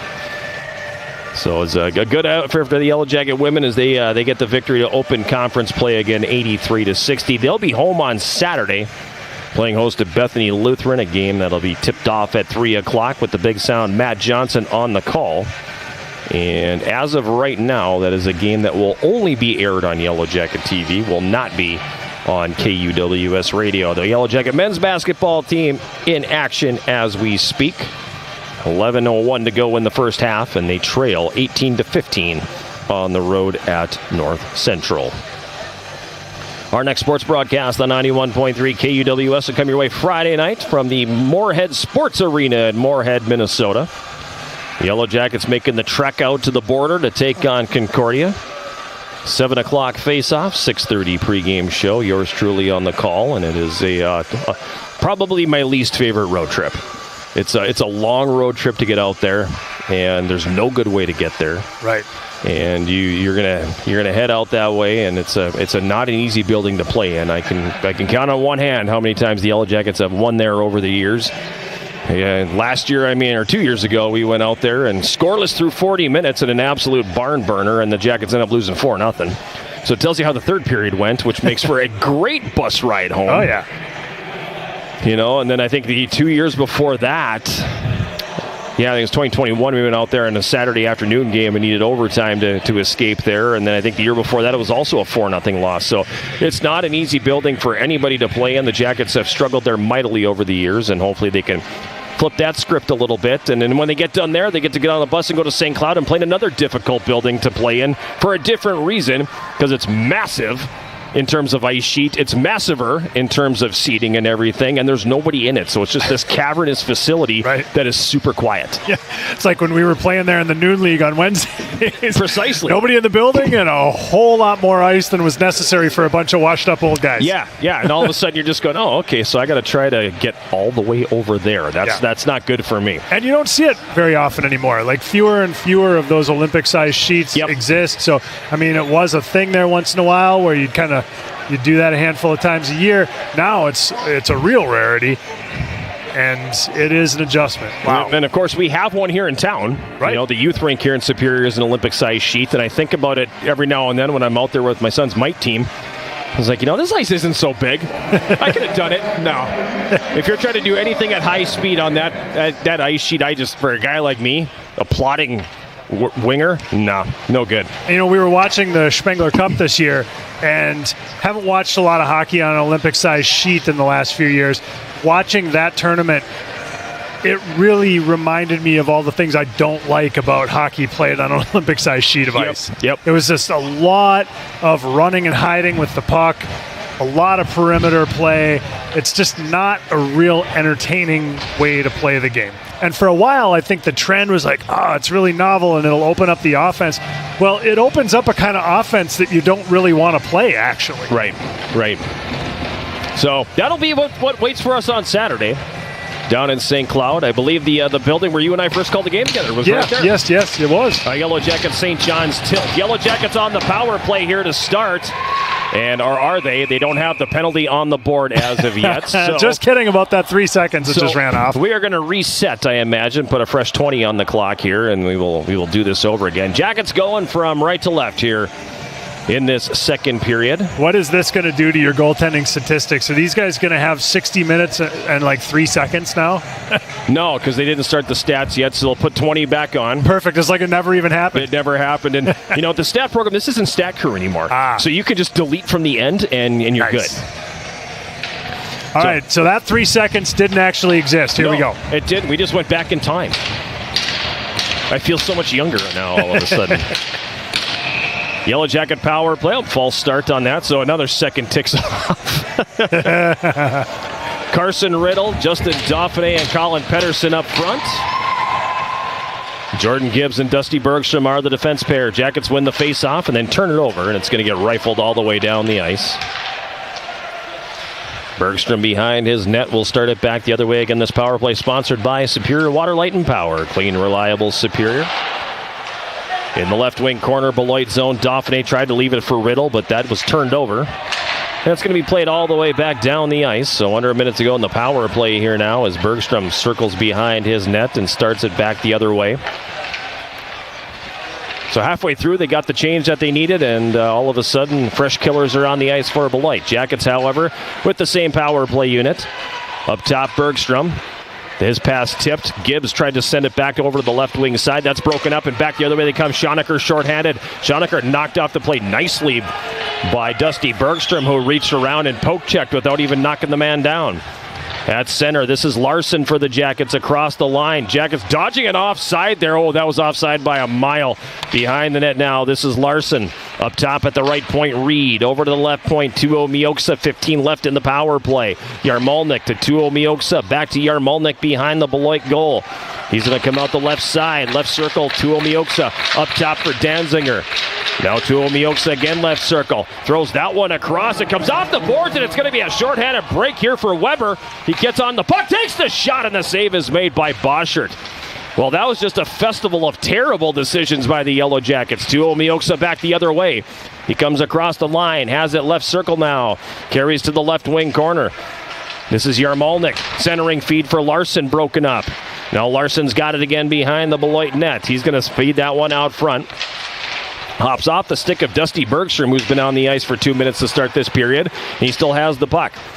Moved it ahead on the left wing for Larson, but it was out of his reach, and Baird will settle it down here for Beloit.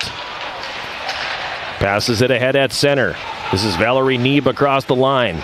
His puck is going to roll off his stick and dribble in on goal, where Boschert will cover, and we're going to get a face-off in the Yellow Jacket zone. 17:51 remaining here, second period, 1-0 Yellow Jackets. Yikes is all I can say about that minute and 23 seconds on the power play. Wasn't for a lack of effort, but that did not go so well. They had one great look when Dusty Bergstrom could have shot it, opted not to, passed it off, and then ended up having to come back to him and turn into a breakaway the other way. So, yeah, time to flush that one and get started again here. Trey Taylor at the right point for Beloit takes a shot that'll be gloved by Boschert and held. The other play on that whole exchange but I said it was offside, what people didn't realize is I didn't see who went off the ice at the door in the neutral zone, and AJ Reed jumped off the door in the zone, and the puck was still at the red line, and he didn't even try to tag up. Linesman looked right at him and didn't even bother. Right wing corner, Yellow Jacket zone. Danzinger's pass picked off by Millis. He gives it down low for Nick Johnson. Johnson for Beloit, leaving it for Trey Taylor, right side. Pass in front, deflected, they score. On the doorstep, Max von Lingraff tips it over the shoulder of Jack Boschert, and we're tied. Nice one-timer there. I mean, he had Danziger draped all over him. I didn't really think he'd be able to get off much of a shot, and it looked like it actually hit Boschert's stick and ramped up over him into the top part of the net. I think Boschert got some of that one with his stick, but just not enough of it. Real strong on the stick for Beloit there. Time of the goal, 2:30 of the second period. First of the season from Max von Lingraff. Trey Taylor with an assist. I'll wait and see if there's a second one, but not a good start to the second period. No. Take away everything we said during the first intermission. Again, not for a lack of effort, but just making mistakes and getting beat. Beloit winning the faceoff. Buccaneers was number 19, Max Vaughn. He got an assist from number 20, Nick Johnson, and number 59, Trey Taylor. So Johnson also getting an assist on the goal by von Lingraff, and to add insult to injury, the Jackets are about to go shorthanded. Beloit got good possession there deep in the zone, and they were able to cycle the puck a little bit, hold on to some possession, and eventually UWS took the penalty. Time of this one, 2:46. Axel to the box for a cross check. Third power play here for Beloit, who has all the momentum here. Yeah, danger zone for UWS at this point. Cue the Kenny Loggins. Face off to Boschert's right. Riddle and Pedersen up front. Ryder and Danziger on defense. Puck behind the Yellow Jacket net now. Danziger plays it up the left wing side. It gets to the line. Stewart knocked out of the zone by Pedersen. The puck underneath him. Pedersen digs it free. Colin Pedersen up the left wing boards, into the zone, into the high slot. Danziger fires, and a glove save made by Yoakum. As Colin Pedersen came up the wing, and good job by Danziger to jump up into that rush and give the Jackets numbers. Yeah, excellent shorthanded look there for Danziger.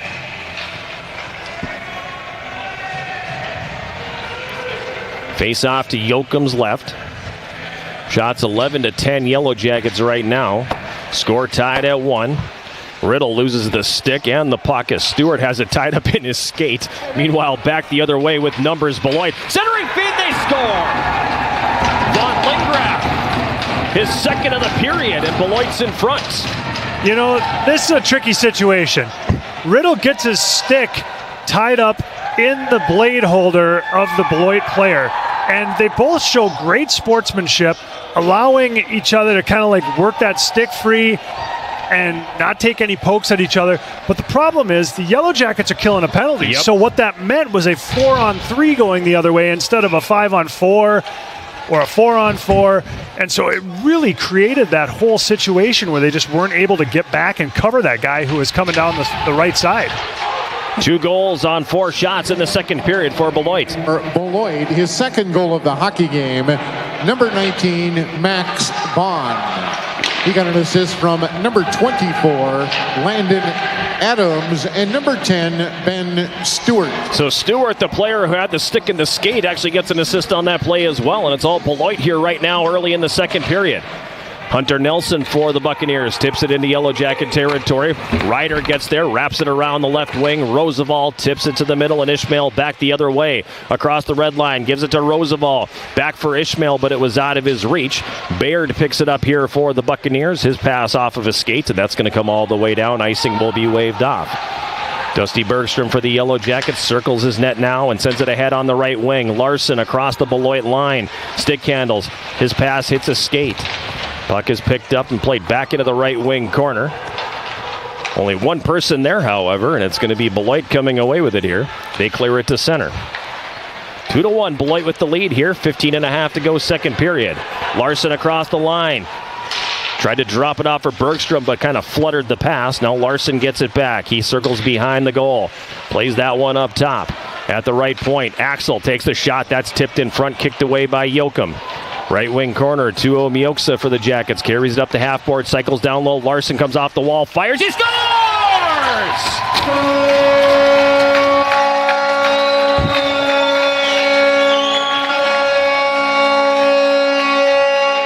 Andrew Larson with an absolute rocket from the right circle that beats Yoakum high to the stick side, and the Jackets have drawn even.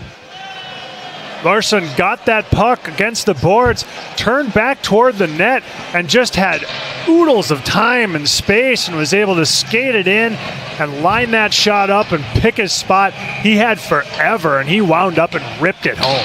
Time of that goal, 4:48, so the Jackets answer just a minute and 32 seconds later, and here they come again. Tuo Mioksa across the line. On the right wing side, sends it up top. Brennan takes the shot. That one's tipped. It's on the doorstep, but it's behind the net. Number 14, Andrew Larson. He got an assist from number 17, Rupe Tumoosa. And number 21, Evan Axel. Axel will also get an assist. Yellow Jackets about to go shorthanded again as A.J. Reed got frustrated and throws a good chop. Or check that they're going to take one each way. Nick Beyondich just did the Yellow Jackets a favor if he's only going to take one or to put one each way, because A.J. Reed should have gone solo on that one. Meanwhile, Jackets an inch and a half away from taking the lead back in this game with that shot that snuck through the goaltender and just settled barely up against the post and kind of stopped on the goal line there before Beloit was able to clear it out. Crazy start to this period. The first 5 minutes have been just wild. Coincidental minor penalties at 5:09 of the second period. Mac Reed for Beloit and A.J. Reed for the Yellow Jackets. No relation. So we'll play 4-on-4 here for the next 2 minutes, pending any further infractions. Yeah, that puck seemed like it was just laying on that post. It was begging for somebody to put it in there.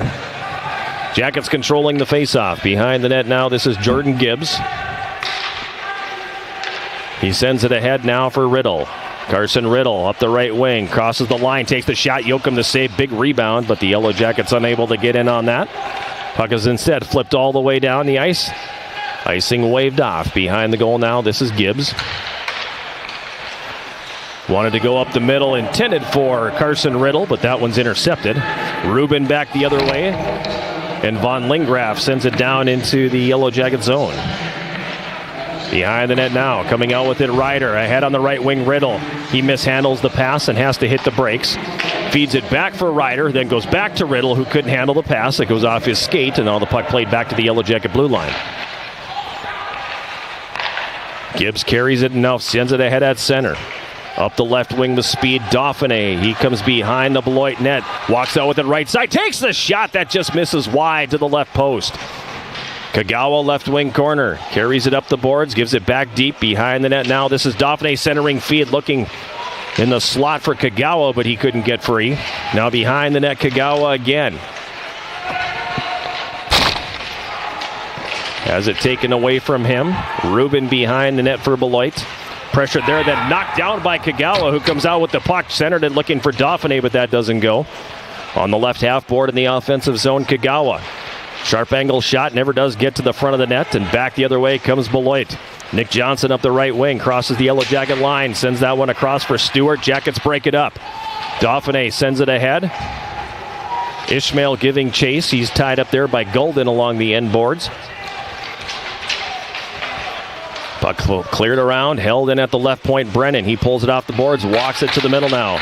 Danziger carries down from the right point, goes behind the Beloit net, comes out with it into the high slot. He gives it to Brennan. Penalized players back on, so we are back to 5 skaters apiece. 12:45 to go in the second period. Jackets and Beloit tied 2-2. On the left wing, this is Brennan. Into the left circle, at one-timer from Ishmael, misses wide of the mark. Now in the right wing corner, Shea wanted to center, but couldn't quite settle that rolling puck down, and it's in the left wing corner now. Giving chase, Cade Shea. Stewart picks up the puck for Beloit, and he'll flip it back the other way. That's going to come all the way down, and icing will be the call. That was a good play by Stewart there at that point. They'd been trapped in the zone for quite a while. That whole offensive possession came from Iki Kagawa going off for a line change and Ishmael coming on, and he ended up coming on being in a position to nullify the icing. So then UWS was able to possess that puck for a long time in the attacking zone. Jackets win the faceoff. On the left wing boards, Ryder down for Yarmalnik in the corner. He moves it behind the goal. Setter giving chase. Blake Setter along the end boards for the Yellow Jackets.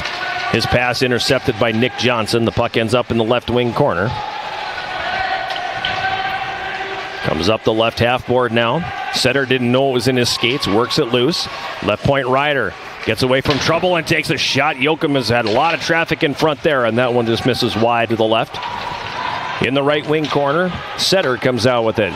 Moves it up top. Gibbs holds at the right point, walks it all the way to the left. Now he leaves it for Ryder. Ryder puts it toward the front of the net, sticked away by Yoakum. He's looking for the redirection by Yarmalnik there, but he was tied up. Behind the Beloit net, Setter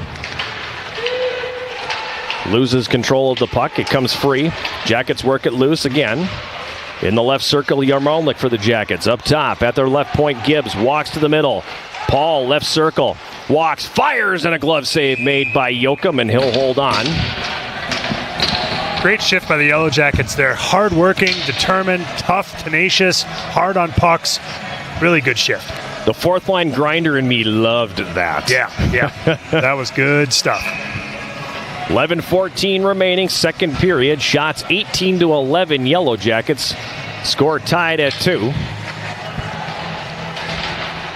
At the left point, it's Bergstrom now. He'll float it to the right wing corner. Larson picks it up there, leaving it for A.J. Reed, but he overskates. Reed and Hutchinson tie up along the end boards. Tuomiok's in there to help out. Mac Reed throwing a stick into him, and now a couple cross checks. Puck working in the corner. Still in the corner. Finally it comes free, and A.J. Reed's got it. He wraps it around the boards. Up to the left point, Bergstrom. Right back down the wall, Reed. Leaving it for Larson. Larson circles the net. Larson on the right wing boards. Hutchinson tries to wrap him up. He gets it to Tuomioksa. Plays it up top quickly at the right point, Axel. Left point, Bergstrom. Shot tipped in front by Larson. Goes over the top of the goal. Now behind the net, the puck hits the referee. Otherwise, the Yellow Jackets would have had some room behind the net and into the left corner. Instead, Beloit takes possession, and Trey Taylor flips it to neutral ice. Jackets get it back. Brennan dumps it back in. Larson on the left wing. Larson gets around Hutchinson, carries it behind the net now. Up to the right point. Danziger takes the shot, deflected by the defense, and that's going to go up into the netting. And we'll get a face-off here in the Beloit zone. Well, so far, a good night for the two Denfeld boys for UWS. Both goals coming from former Denfeld Hunters.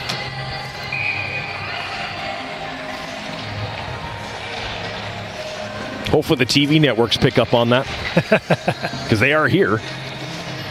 Face off to Yoakum's left, controlled by the Yellow Jackets again. Pettersson right wing corner. Spins away from the check of Sam Holy, but loses the puck. Heads up, as that one came up over the glass and caught the seat. Ended up a full section, 2 sections over. Wow. Fans were watching on that one, though. I mean, they were ready for it. Yeah. That was good stuff. And props to the one guy who blocked the wife's face. With He had her covered. Over. He was being very attentive there. Yes. That was good. There's some good points for the hubby on that one. Face off in the Beloit zone once again. Holy behind his net, pursued there by Pettersson, who strips him of the puck, but then he gets taken down. And play will continue on as Weber passes it ahead on the right wing. Across the Yellow Jacket line, Hunter Nelson. He'll move it behind the net to the left corner. Good hop off the wall. It comes to Danziger, but he can't clear. Now a centering feed is going to be intercepted by Carson Riddle, and he'll come back the other way. Riddle up the left wing. Throws it across, looking for Justin Dauphiné, but that one is out of his reach. And back the other way, Beloit. Now a steal at center. This is Dauphiné for the Jackets across the line. Into the high slot for Riddle. Pass just out of his reach. Dauphiné gets it back, feeds Ryder. The shot gets blocked. And it'll be cleared up to the line and finally out. But the Yellow Jackets quickly back in transition again on the left wing side. Carson Riddle flips it high in the air to the right corner. Shade off the bench giving chase. Now Cade Shea behind the goal. Centering pass out front. He wanted Roosevelt, but it doesn't go. Now the puck poke past Gibbs at the right point, and it comes all the way down. Neeb giving chase. Throws it from the left wing corner. Tricky. And it hits the outside of the net. Jack Boschert had to be on his toes there. Roosevelt at center. Finds Shea on the right wing. He'll float it to the left wing corner. Chase down there, Ishmael. Moves it behind the Beloit net, but the Buccaneers will come away with it. Baird for Nick Johnson on the left wing. He'll send it to center. Millis. Pass was out of his reach. Jackets coming back the other way now. Roosevelt giving chase. Roosevelt ties up behind the net. Ishmael in to help out. Up top to the left point. Bergstrom in the high slot. Axel stick handles. Ishmael right circle shot tipped. And that will come harmlessly in on net. Joachim will grab on and hold. And it'll be a face-off coming up here in the Beloit zone. Yellow Jacket fans get the same gear that the Yellow Jackets wear by visiting the Yellow Jacket Sideline store. Browse the latest styles of gear, including shirts, shorts, sweatshirts, outerwear, and more. The Yellow Jacket Sideline store can be found at uwsyellowjackets.com/shop. And a reminder that Yellow Jacket Hockey and Bills Distributing are partnering to benefit Folds of Honor. For the 10th year in a row, every time the Yellow Jackets score a goal at home, Yellow Bills Distributing will donate $20 to Folds of Honor, helping to provide scholarships and educational assistance for the families of fallen or severely wounded servicemen and women and first responders. Clever move by Neeb there on that long dump in by Beloit. UWS had 3 players back, so it looked like a nothing situation, and Neeb got to the puck down low below the goal line. Everybody was just expecting him to try to find whoever was the next Buccaneer to enter the zone and just lob a pass out there. Instead, he zipped a shot right at the feet of Boschert, right alongside the post. And he didn't float it either. I mean, he put something on it. That was tricky. Jackets did a good job weathering that crazy storm of the first 5 minutes, bouncing back with a goal to tie it. Now everything's back to even, and they're playing pretty well again. Beloit will win the face-off and clear it out to the neutral zone. Puck coming all the way down into Yellow Jacket territory. Behind the goal, Bergstrom's got it as we pass the 12-minute mark of the second period. 2-2 our score. At center, Kagawa shifting his way through center. Gets across the line and takes the shot, but it's tipped over the top of the net. Kagawa left circle now. Carries all the way to the high slot. Kagawa hits the brakes at the blue line. Takes the shot. They score! Iki Kagawa! With the shot from the high slot that I believe went off of us. Either did it hit center or did it hit the D-man? Center's leading the rush. Let's see who goes through center. So center must have redirected it with a tip. So the redirection by Blake Center puts the Yellow Jackets back in front. Iki Kagawa again putting his speed on display, circling with that puck, getting it to the top, playing with poise, getting a shot through, and then Center with the great redirect out front. When I saw the celebration from Kagawa, I thought, okay, he got that one. It wasn't until that I saw who was going to lead the celebration train that I knew that it was going to be Blake Center who got it, his third. Kagawa to the right circle. Center throws that one in front. That's not going to go. Kagawa gets it back. He gets knocked down. He gets back up. And then Van Balen will take it away from him and go to clear, and he'll put that one off the scoreboard high above center ice. And a face-off coming in the Beloit zone. 7:18 to play here in the second period. 3-2 Yellow Jackets. I can't speak for Coach McKenna, but even after Beloit came out and scored those 2 goals, I don't think I would have been angry at my guys. I would have just been saying, like, fellas, hey, don't panic, but we got this. But we got to do the right things. We got to get going. And so far, UWS has been able to get back on the saddle. That said, I've heard a lot of Coach McKenna interviews over the years, and I'm not sure that's exactly right. how he would have. I don't know that that's really how he'd feel about it. But, on that one. But that's how I felt watching it. Number 17, Rupe To'omioksa.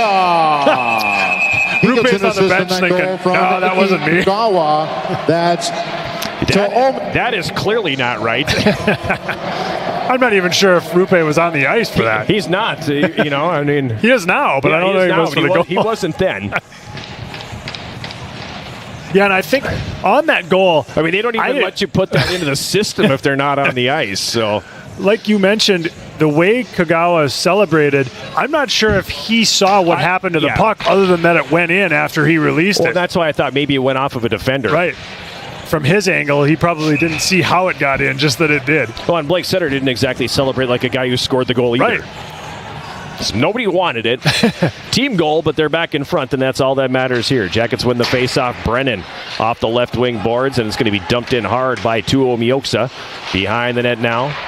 Christie plays that ahead at center. It's going to miss everyone and come the distance, and that's going to be icing on Beloit with 6:53 remaining here in period number 2. Coming up during our second intermission, sponsored by Hovland Incorporated, we will have our second period summary. We'll take a look at the out-of-town scoreboard, which newsflash, there's nobody else on it except for us. Check in with the Yellow Jacket basketball teams, and apparently something happened in hockey history that you're going to tell us about. Tyler Ryder on the left wing board, sends it ahead at center. A.J. Reed tips it to the line. Beloit's Christie regains control. He'll curl back behind his net. Puck moved out into the neutral zone. Larson gloving it down. Drops it back. Ryder ahead at center. Reed tips to Tuomioksa. He's got a right wing corner. Tuomioksa into the high slot. Ryder was all alone, but he couldn't handle the pass. And he was able to settle it down eventually and feed it for Larson. Now behind the net, Tuomioksa out front for Larson, but he wasn't quite ready. Bouncing puck corralled by Tuomioksa again. Boy, he's exciting to watch. Tuomioksa in the right wing corner. Sends it back up top, left point Bergstrom. Dusty Bergstrom carries down the boards. Bergstrom carries it behind the net, comes out front with it, takes the shot. Yoakum makes the save. Weber picks up the loose puck on the rebound, and he will start it back the other way for Beloit. Takes a jolt there, as you could hear, courtesy of Colin Pettersson. Bouncing puck now, Riddle. Comes into the Beloit zone, right circle, drops it, Doffy. Out front for Pettersson, and oh, what a stop by Yoakum. Tic-tac-toe passing and a big save by the Beloit goaltender. Now behind the net, it comes to the left wing corner. This is Carson Riddle. Riddle for the Yellow Jackets, all the way up to the blue line. He takes the shot. Shot pass, I'm not sure what he was thinking there, and it was broken up, but the Jackets get it back. Now it does come out to neutral ice, and Bergstrom controls. He'll dump it back in. Goes off of the defenseman Rubin and caroms toward the front of the net. Perilous for a moment, but now they are able to control and clear it back into the neutral zone. Von Linggraf, who's got both goals here for Beloit, chasing down Bergstrom. How is that not a hook? At any rate, play continuing on as the Jackets, to add insult to injury, are called for icing. Golden opportunity for Pettersson there. Wow. And a hard-working shift. I mean, several good body checks and grinding, and got himself in a great position to shoot there. By the sounds of it, it sounded like it hit the leg pads. Yeah. We could pick that up on the mic down there. It was either the leg pad or the pad in the back of the net, and there was no goal light on that one, so... No, that was a dynamite save because Yoakum got left to right in a hurry. Yeah. Jackets starting to widen out that shots on goal advantage. This is a good way to get some rest on an icing call. I mean, I'd be all in favor of calling to delay a game right here because that's exactly what they've done. Referees had to go over and wrangle Daniel Roosevelt back on the ice there. Well, Nick Beyondich, the other referee, told him to get off. So he's skating off, and then Sean Hauser, the neutral zone referee, says, no, get back out here. Perfect. Next thing you know, it's been a minute. On the left wing boards now, Dauphiné gets hooked trying to skate out of the zone, but play continuing on. The hooks are getting let go here because now we've seen 3 in this second period that are blatant hooks. Yeah. And they're letting it go.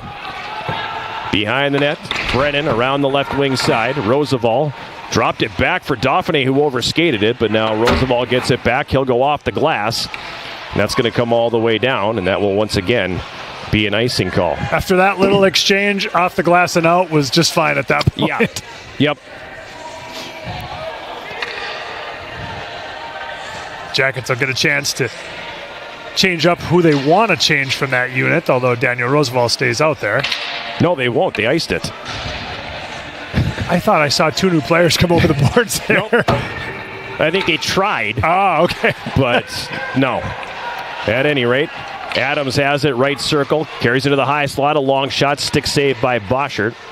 Puck comes up to the left point. Mac Reed with the shot. That's going to go over the top of the net as it eluded the glove of the jumping Jack Boschert. Not to be mistaken with jumping Jack Flash. In the left wing corner, Yellow Jackets zone Reed. Mac Reed for Beloit carries it up the boards. It's tied up there by Dauphiné, kicks it to the line for Stewart. His one-timer gets blocked, and that's going to carry him to neutral. This line is dead.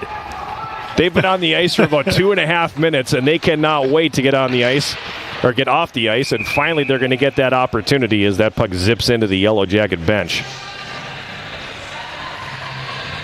That was a long shift. That was. You know, in mites, they blow the horn at 2 minutes, and you are allowed to make that change. Yes. Well, that's good. what I'm accustomed to. Good for the Jackets to survive that one, and now they can get back to it here with a fresh group. Shots were 11-11 at one point, are now 21-12 favoring the Yellow Jackets, so paints the picture of what has transpired since Beloit took the lead on that power play goal. They have the puck now in their own zone.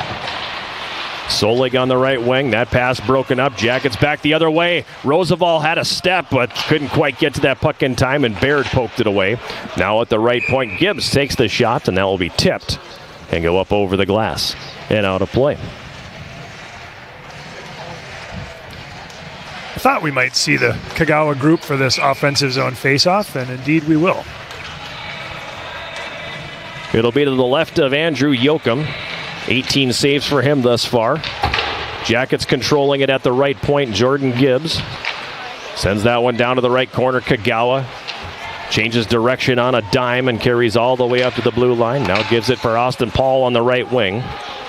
Paul sends it back behind the goal. Yarmolnik has it there. Yarmolnik tied up and taken down. Finally, they're going to make a penalty call as Hutchinson's going to get whistled for holding. Yarmolnik gets away. Extra attacker on for the Jackets. Yarmolnik has his shot blocked. He gets it back, loses the puck again, and finally Beloit able to touch up. And Hutchinson's going to go to the box for 2. Yarmolnik just needed one more step, like 3 times there, to be able to get off a great shot from the slot. Unfortunately, just never was able to get that one step of separation. On the bright side, Jackets going on the power play. Third power play of the game for the Yellow Jackets, who are 0 for 2. It comes courtesy of Zach Hutchinson. 2 minutes for holding at 17:19. The power play sponsored by Superior Water, Light, and Power. Clean, reliable, Superior. That's SWLP. Yarmolnik giving chase to the puck along the end boards. Now A.J. Reed has it there. Pokes it up to Danziger on the right wing side. Comes loose, right circle Reed, left circle Yarmolnik. Left point, Tuo Mioksa. Looks off at a defender, drops it back. At the blue line, Danziger. Reed, the one-timer, that gets blocked, and that hurts. Sam Holy was on the business end of that one, and it hurts. Puck comes all the way down. He's able to get off, however, as Tuo Mioksa carries up the left wing. His pass for Reed around behind the net to the right wing side. Tuo Mioksa and Andrew Larson have a miscommunication, and that's going to be sent all the way down the ice. Yellow Jackets will commence a change here as Danziger comes out from behind the net with under 2 minutes to go, second period. Jackets up 3-2. Yarmolnik on the left wing gets it in. Stewart able to pick it off. His clearing attempt held in by Ishmael. Now in the slot for Shea. Over to the left circle, Roosevelt.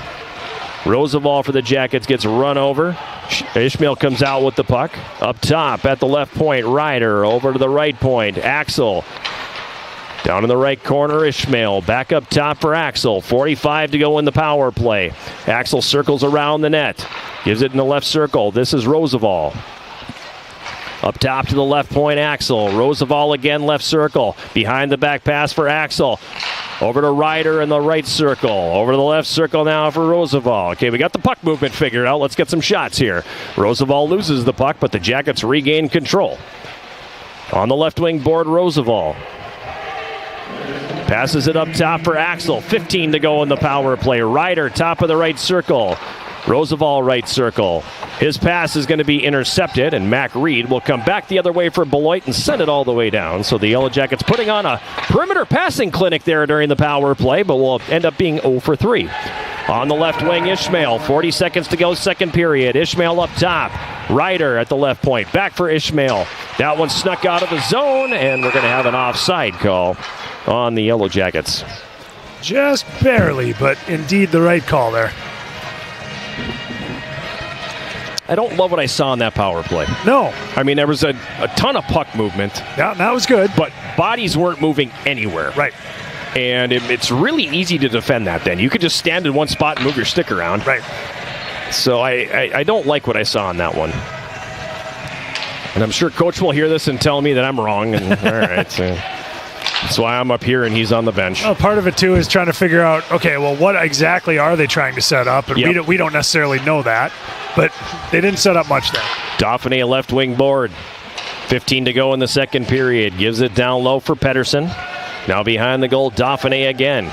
Tried to work his way out front, gets taken down. Play continuing on. He got knocked down again. Good saucer pass from the knees, though. Up top, Bergstrom shot tipped in front. Rebound shot by Riddle. That got stopped as well. Puck is still free, and finally it's going to be taken by Beloit. And Nick Johnson will send that all the way down the ice as the buzzer sounds, bringing this second period to a close. I think it shook out in a good way for the Yellow Jackets, despite the way it went for the first 5 minutes. Right. Really, really tough start. And again, it wasn't that the Yellow Jackets looked absolutely terrible in that first 5 minutes, but things just went really terrible in the first 5. But they were able to weather that storm and come back and retake the lead. Two periods in the books here at Westman Arena in Superior. It's a 3-2 Yellow Jacket lead. We'll take a timeout and come back with our second intermission, sponsored by Hovland Incorporated, right after this. This is Yellow Jacket Hockey on 91.3 KUWS Superior and Yellow Jacket TV, an affiliate of the WIAC Sports Network.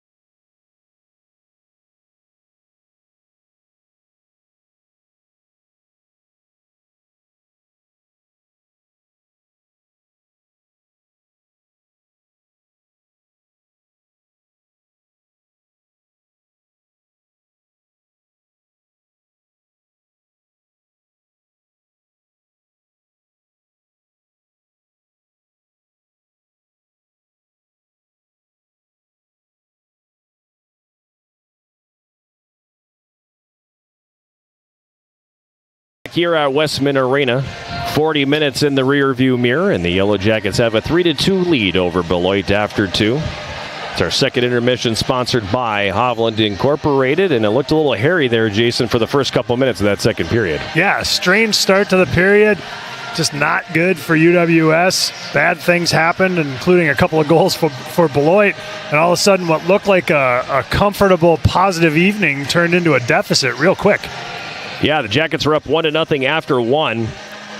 And came out with power play time to boot, and really did nothing during that power play time, unfortunately for them.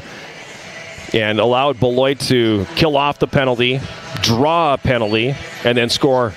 Or check that. That wasn't the power play goal. They killed off the penalty, right, got the momentum, and then they were able to get the first goal of the period. Yeah, definitely not what you're hoping for when you've got a minute 23 on the power play to start the second period. You want to come out and really take charge of the game, and that was not what happened. In fact, kind of breathed life into Beloit, and Buccaneers ended up scoring there and then getting the power play, scoring again, and all of a sudden it was like, holy moly, how are we down in this game? But like I said during the broadcast, from my perspective, there was no cause for panic. I mean, it wasn't like UWS just totally stopped playing. They just had a wobbly 5 minutes, and then they kind of got back to it, and then everything was good for the rest of the period. It was much the same thing we saw in the Saturday game in Beloit. They had a wobbly 5 minutes in the first period this time, and here it was the second period. So Max von Lingraff opened the scoring for Beloit at 2:30 of the second period. Trey Taylor and Nick Johnson got the assists, and Taylor with that pass from the right wing boards that caught von Lingraff going to the net. Yeah, just an opportunity, and he was able to put it in. Big breath of life into Beloit at that point, really turned things around for them and gave them a boost. 16 seconds after they scored that goal, the Yellow Jackets go shorthanded, of course, and that's where the power play came in. And you talked about it. It was a very sportsmanlike play on one end, but it came at a cost for the Yellow Jackets. Right, and the reality is when Riddle's stick got stuck and he wasn't able to get back in the play because it was in the other player's skate holder, if you've got four other guys on the ice, you can cover all the lanes and probably dodge that bullet just fine. It's man coverage at that point. Right. But when you're down a player and you lose one more in the attacking zone and the puck's going the other way, there's just no way to cover all of those passing lanes, and Beloit took full advantage. I mean, in retrospect, leave the stick. Right. Leave the stick and just because of where it was. Exactly. Grab one coming by the bench and get back in the play. Right. And that's what I guess that's the kind of stuff that I was talking about when I said wasn't really like UWS played all that terrible. There were just some really kind of bad things that happened. Yeah. And you're exactly right. And that thought was going through my mind afterward as I was thinking about that play. When they look at it on film, it's a teaching moment. They'll probably say, you know what? This probably will never happen again in your career. Right. But if it does, leave the stick. Leave the stick, go off the ice because you're 7 strides from the bench there at most, and then let your teammate jump on for you, and maybe they can get back in the play. So one of those things that until you've experienced it, though, you'd never think to do that. And the flip of it being, if you leave the stick, he has to try to get that thing out of his skate by himself. Right, exactly. So you're 4-on-4 down here now. Right, you've disabled one of their players because he's got a helicopter propeller in his skate holder. At any rate, it went back down the other way, so they were figuring all that out. It was 4-on-3 back the other way, and von Lingraff scores his second of the game. And a great goal, a cross-ice pass, and he was able to just punch it right in on the right post there. Landon Adams getting one of the assists, the other one to Ben Stewart, who is the one who had the stick in the skates. And that made it 2-1 in favor of Beloit. The Yellow Jackets, that was at 3:16, but the Jackets with a really good answer after that. Got the good shift that they needed after you gave up a goal. Andrew Larson goes top shelf, and everything kind of settled back in. Right, yeah. UWS was able to reestablish some momentum and some puck possession, and this play was definitely a puck possession kind of play. Andrew Larson came up with the puck on the half boards and just had nothing but time and space and was able to skate it all the way across the dot and line up his shot, and he picked a corner and hit it. Second of the year for him, Evan Axel and Rupe Tuomioksa got the assists, and you're sitting there with a 2-2 game now, just 4:48 into the second period, and that was, I think, you were like, wow, this is a wild first 5 minutes with power plays and wacky goals and sticks getting caught in skates. But that was kind of the moment where I think everybody on the home bench just kind of went, oh, okay. Yeah. Okay, it's not like the first half all over again. Yeah. We're fine. Yep, we're good. We're good. And they were able to regain the lead at 12-20. Third of the season from Blake Setter on the deflection out front. Really great play by Eki Kagawa. Right, yeah, we've seen Kagawa use his speed tonight really well, and this was a situation where he was able to circle through the zone, maintain possession until he was able to create some kind of good look. He took a nice shot from the point, put it in a place where it could be redirected, and Setter put a great redirection on it, a great tip out front. Dusty Bergstrom also getting an assist on that goal by Blake Setter, his third. That was at 12:20 of the period, and that put the Yellow Jackets back in front 3-2, and that's where we stand here after 40 minutes. Shots on goal in the second period. The Yellow Jackets had 14 for a two-period total of 24, while Beloit had 6 for a two-period total of 13.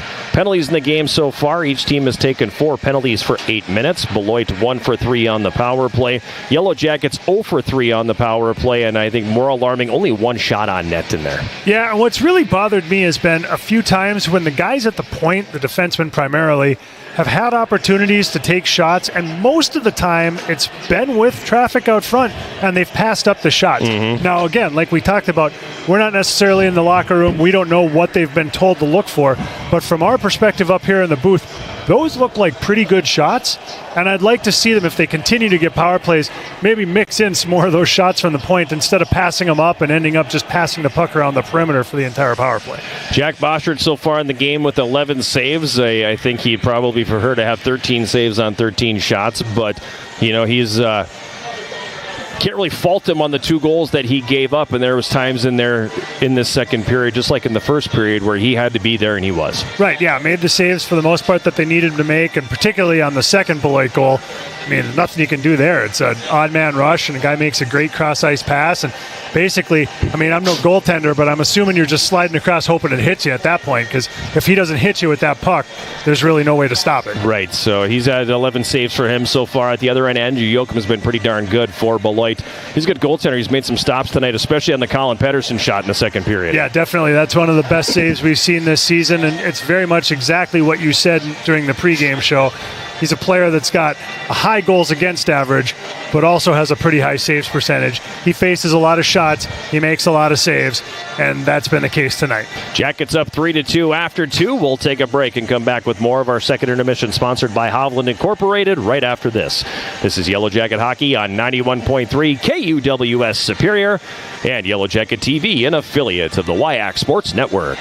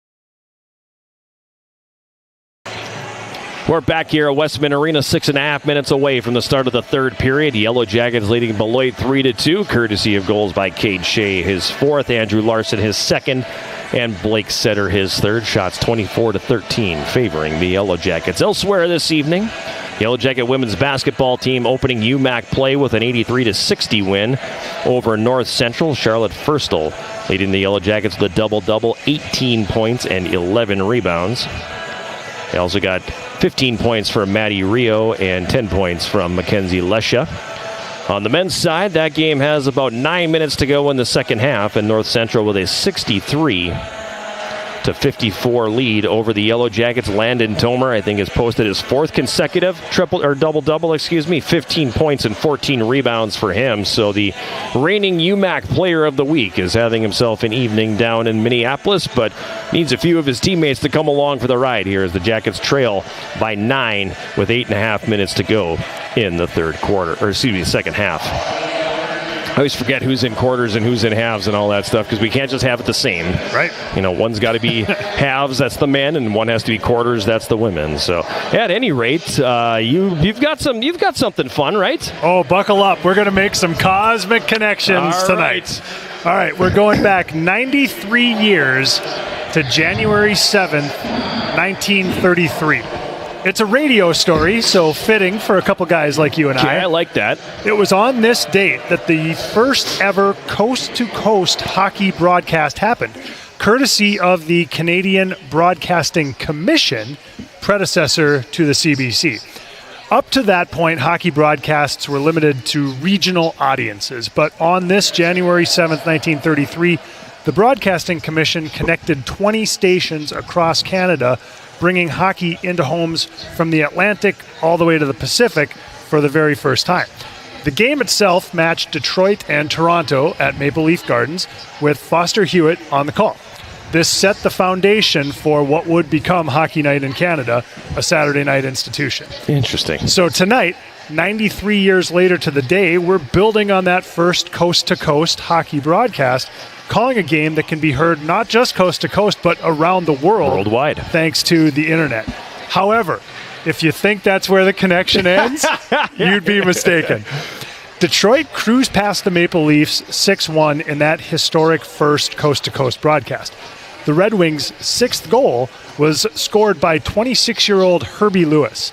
A Calgary native, Lewis arrived in Detroit after 4 years playing right here in the Twin Ports with the Duluth Hornets of the Minor Pro American Hockey Association. Lewis was the Hornets' captain and their star attraction, earning the Duke of Duluth nickname that followed him throughout what would become a Hall of Fame career. He won the Stanley Cup twice with the Red Wings, but he always had a soft spot in his heart for Duluth Superior. Duluth was where his first child was born and where his pro hockey career began.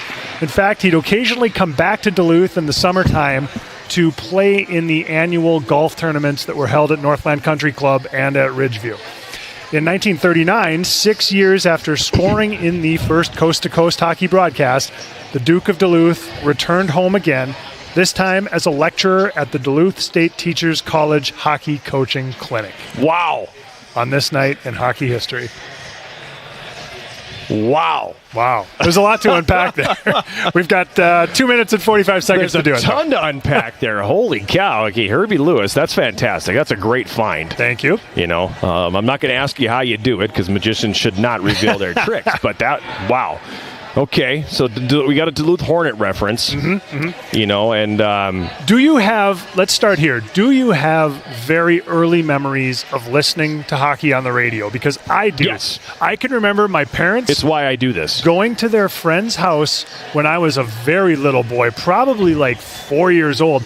They would go to their friend's house and they'd bring this red jar of nickels and pennies and a deck of cards, and they'd play cards at the table for nickels and pennies, and I would fall asleep on the couch in the living room listening to hockey broadcasts, often when the North Stars were playing on the West Coast or something like that. Yeah, I fell asleep listening to Minnesota North Stars games, and to this day, the late Al Shaver is my favorite broadcaster of all time.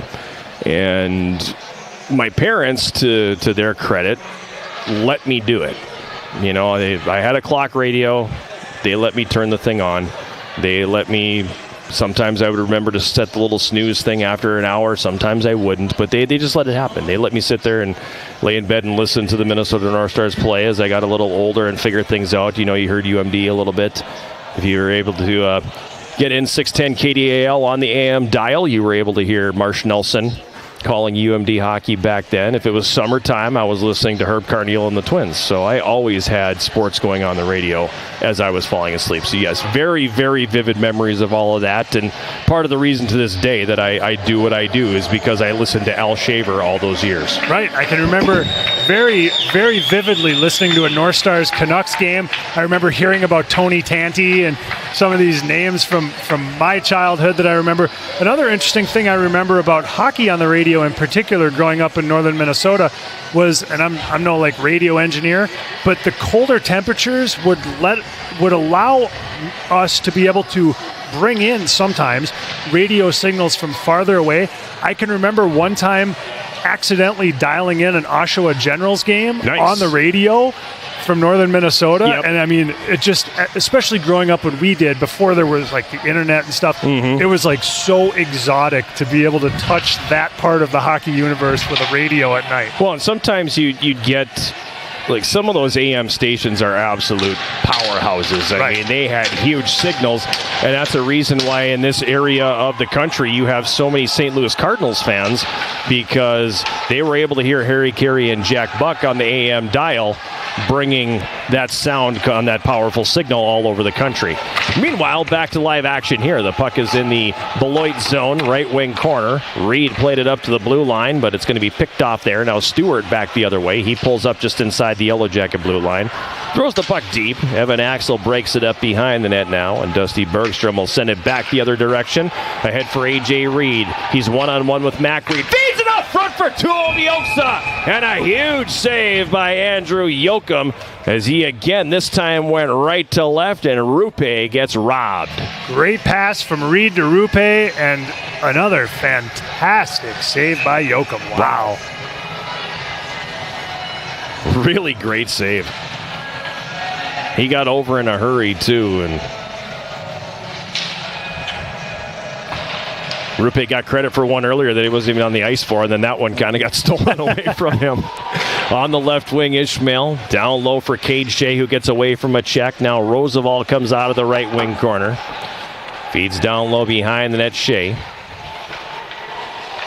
He passes that up to the left point. Ryder plays it deep. Now Mac Reed has it here. He takes a bump on the play. The puck comes ahead to center. Von Lingraff across the Yellow Jacket line, cuts it to the middle, takes a shot. Deflected partially there by Tyler Ryder, and it's sticked away by Boschert. Now the puck goes over into the left wing corner. Nick Johnson pursues. Jordan Gibbs ties him up. It comes to Millis in the left circle. A shot. That one's stopped. Puck pops up in the air. Golden's got it at the left point. Comes down for Von Lingraff. That hits the referee. That's a benefit for the Yellow Jackets, but Von Lingraff works his way free from Gibbs and has the puck behind the net. Now the Yellow Jackets with the steal. It gets past Golden, and back the other way comes Cade Shea. Shea across the line, tried to feather a pass through for Roosevelt, and the second attempt was tipped by Millis, and Yoakum had to steer it aside. Then Millis takes down Roosevelt, play continuing on, and the puck comes out to the neutral zone where Shea picks it up and flips it back in. Behind the goal now, Golden gives to Baird, now gets it back. 2 minutes elapsed here in the third period. 3-2, the Jackets leading. Carson Riddle pressuring Golden as the puck is played back behind the Beloit net. Baird throws that up the middle. Neeb is going to tip it to the Yellow Jacket blue line. Danziger recovers it there. Danziger up the right side, across the red, and sends it in. Left wing corner, Dauphiné gets there. He'll play it hard around the boards behind the net to the right side. All the way up to the line. Shot, Danziger tipped in front, and Yoakum will make the save. And he will hold on to that. Face-off coming in the Beloit zone.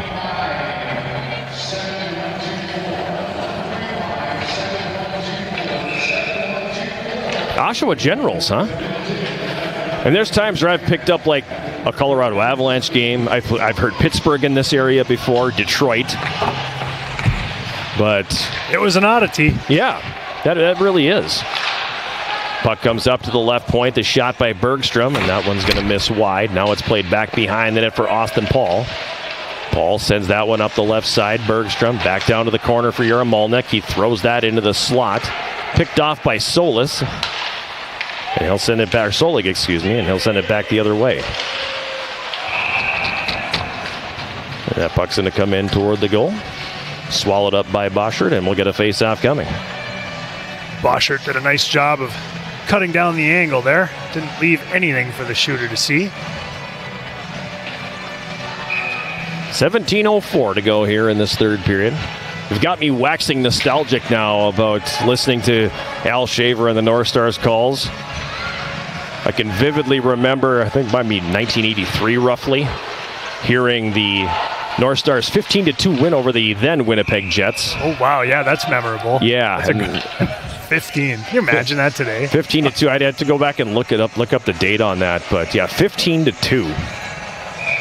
No, I can't imagine that today for a couple of reasons. One, the goaltending and the defending is just better. Two, I don't think anybody would have hesitated to drop mitts if a game was getting that far out of control. Yeah.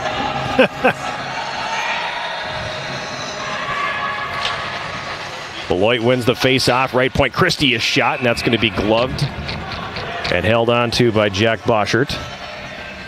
And in the earliest years of my childhood, we did not have cable, nor did we have a satellite dish.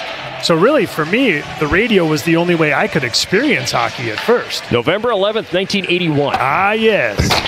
15-2. 2-1 game after one. Amazing. Wow. Jackets send it all the way down the ice. Icing already waved off as Mac Breed pursues. He overskates the puck. Larson knocks him down, and then Larson falls down. Puck comes loose into the left circle. Gets caught up on the stick of Reed, who dropped it. Now it's Larson. Nifty move out front. Backhand shot and a pad save made. A.J. Reed with a nice play to hold the zone and regain possession for the Jackets. Gives it to Andrew Larson. Larson now behind the net for Tuo Mioksa. Back for Larson, who carries it over to the left wing corner. Puck pops up in the air. Taken there and sent to center by Beloit. Yellow Jackets regaining control. Gibbs up the left wing. Wanted Larson, but that's going to be broken up. Gulden backing it up for Beloit. Over to Baird on the right side. Sent ahead for Johnson, who tips it into Yellow Jacket territory. It comes around the boards. Crazy hop off the glass there. Comes into the slot, but the Jackets able to recover now as Ishmael gets it out to neutral ice. Puck dumped back down into the Yellow Jacket zone here with 15.5 to go, third period. 3-2, the Yellow Jackets leading. On the right wing, Shea. Pops it into the middle for Roosevelt. He crosses the Beloit line. Roosevelt, high slot, Ishmael, a one-timer. That one's blocked by Ethan Rubin. And that will go up over the glass and out of play. I see Sam Holy hopping over the boards here to take a shift. I was kind of curious if he would end up being able to come back from absorbing that one-timer from Andrew Larson earlier in this game. He got the full fury of it, but seems to be not much worse for the wearer anyway. Only 2 North Stars without a point in that game. Can you imagine? There had to be some great plus minuses in that one, too. Both ways. Yeah, a lot of dashes. Behind the net now, this is Riddle. Up the left wing boards. He'll cycle it back down low. Behind the goal for the Jackets, Pettersson wrestled off the puck by Rubin. In the high slot now, a turnover. The shot by Riddle misses wide. Left circle, Pettersson turns and fires. That's going to go wide, and the carom will come all the way back down into the Yellow Jacket zone. Sam Brennan's got it here. Throws it ahead at center. It goes off the stick of Dauphiné and ends up in the left corner. He and Holy go after it. Holy ties up Dauphiné. Mac Reed picks it up, has his pocket pick. This is Riddle behind the net, getting lumberjack pretty good. Comes out the right side with it now. Right circle, Riddle. Feeds up top, Bergstrom. Takes the shot, it gets blocked. He held onto it for a second too long. And it gets blocked and is played back the other way. The puck all the way down in the Yellow Jacket zone. Axel circles his net. Cuts it to the middle now. Kagawa on the left wing. Gets knocked down by Trey Taylor. Setter following it in there as well. Back the other way. Neeb tips it for Hutchinson. He comes across the Jacket line, left wing side. The shot blocked by Yaremolnik. Solig from the left corner centers. Puck pops up in the air. Gloved down by Trey Taylor. Taylor tries to go for Solik below the goal line. Jackets break that one up and back the other way now. This is Kagawa with speed. He crosses the line, gets poke check, bounces off the check on the left wing boards. Beloit zone. This is Kagawa. Spins away again. Feeds down low. Setter with a sharp angle shot that goes off the outside of the goal. Setter gets it back. Right circle takes the shot. That one's going to be stopped as well. Puck ends up in the right wing corner. Setter gives chase. Gives behind the net for Kagawa. Wanted Yarmolnik in front, but that one doesn't connect. Now the puck played out into the neutral zone here, and the Yellow Jackets will back it up. This is Ryder. Up the middle for Yarmolnik. He comes across the line 1-on-5. Yarmolnik left circle. Stick handles all the way down to the corner. Reinforcements off the bench. Up top, left point Ryder. Goes back down low. Reed in the left wing corner. Tried to center. That hits a skate. Tuo Mioksa right wing corner. As we pass the 7-minute mark of this third period, Jackets up 3-2. Tyler Ryder gives it to Jordan Gibbs. His pass ahead is going to be broken up by Stewart in the neutral zone. It comes back inside the Beloit line where Baird controls. Passes that one ahead. Larson intercepts. Gives it now for Roosevelt. Over for Reed on the right wing, but it's poked off his stick. Danziger able to recover. And the Jackets come back the other direction. Larson heard the footsteps as Von Lingrath came off the bench. Had him lined up, but he was able to sidestep the check.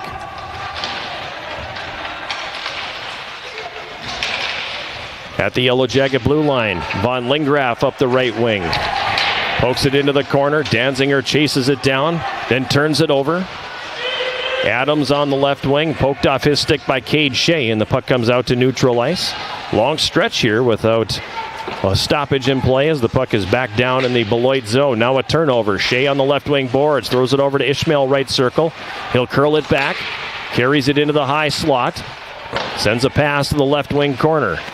Shea there, gives behind the net for Roosevelt. Back behind the net for Shea. Puck tied up along the end boards. Roosevelt trying to get loose.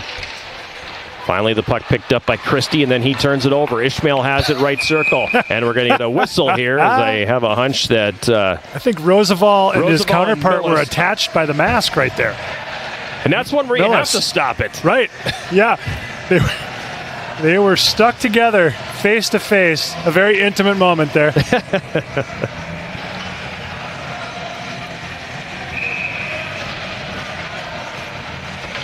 It only happened one time in my hockey playing career thus far, and it was dicey because it was at the neutral zone and we were both moving in opposite directions. Fortunately, it didn't rip the helmet off either one of us. Dauphiné on the right wing, chops it to the front of the Beloit goal, but it's not going to go there. Buccaneers will clear it back the other way. Icing waved off. Bergstrom taken into the boards in the left corner by Von Lingrath, but he was able to get the puck up to the blue line now where Riddle's got it.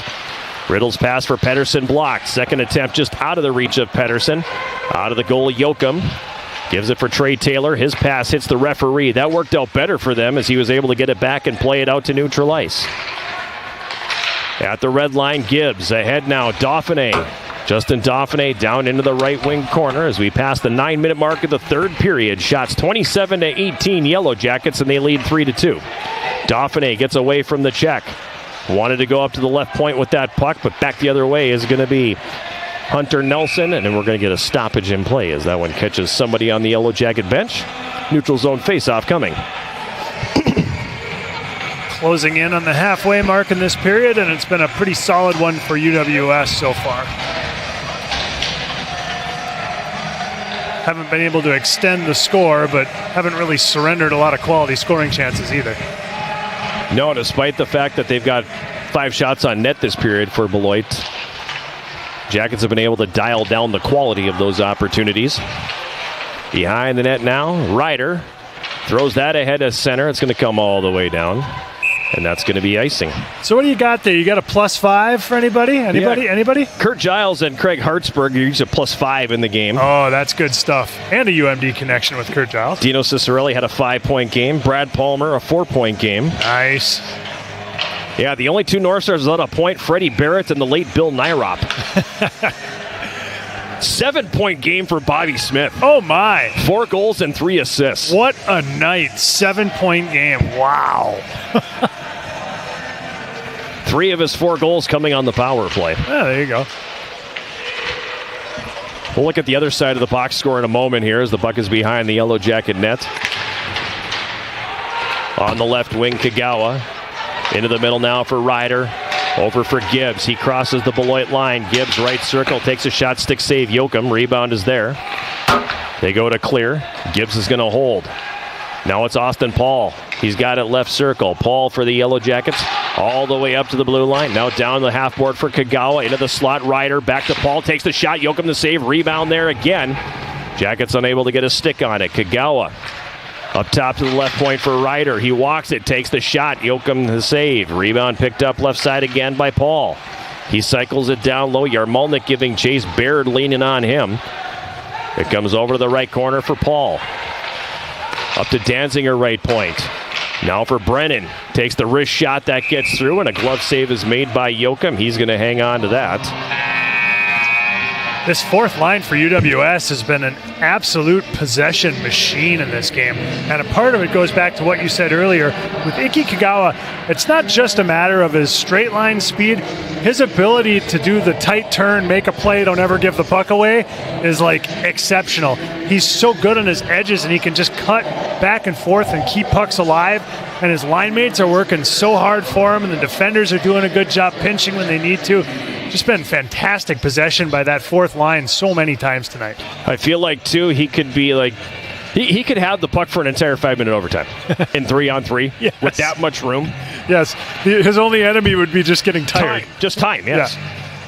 So, have you downloaded Swarm Central, the official rewards and loyalty app of the Yellow Jackets? Get started and receive 200 points just for registering, 200 more for downloading the app. Redeem your points for cool prizes in the Swarm Central store. Find Swarm Central in the Apple and Google App Stores today.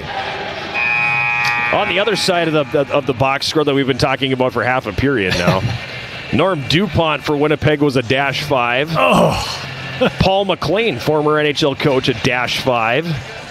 I'm definitely breaking a stick if I'm a -5. I'm definitely, on one of those goals, I'm smashing it over a post. There's 4 guys who are a -4. Oh. Just a miserable... Burn the tape. Burn the tape. Miserable evening. And they only took 8 penalties in the game, too. Danziger has it on the right wing side. Gives it down low. Setter, right corner. Up top, Larson at the right point. Back for Setter, right corner. He scored the go-ahead goal midway through the second period. At the right point now, a shot by Danziger that catches traffic in front. Larson carries all the way to the high slot. Ooh. Tipped by Reed, and that one just skips over the top of the goal. Puck is loose behind the Beloit net. It's played back out into the neutral zone. Setter got it to the Beloit blue line, but that's it. And now Holy will send it back the other direction. Up for Van Balen on the left wing, and he'll tip it into the Yellow Jacket zone. Stewart gloves that one out of the air for Beloit. Jackets get it back with Larson. Larson gets the red and sends it down into the Beloit zone. Yoakum sets it up for Mac Reed at the left side of the goal. Reed fires that pass. I don't know who was going to catch that one. That's a tough pass to catch there. Adams fell down, so the Jackets are able to regain control. Now Shea gets across the red line, and he'll send that one down into the Beloit zone.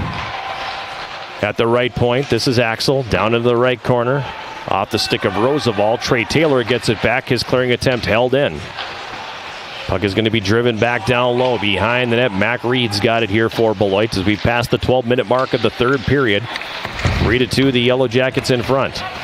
On the right wing boards, now this is Roosevelt battling forward in the corner. Cade Shea is in there as well.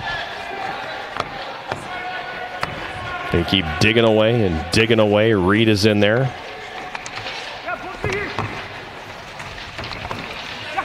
Still tied up. Chris Ishmael, you could hear him on the mic going, yeah, kick it my way.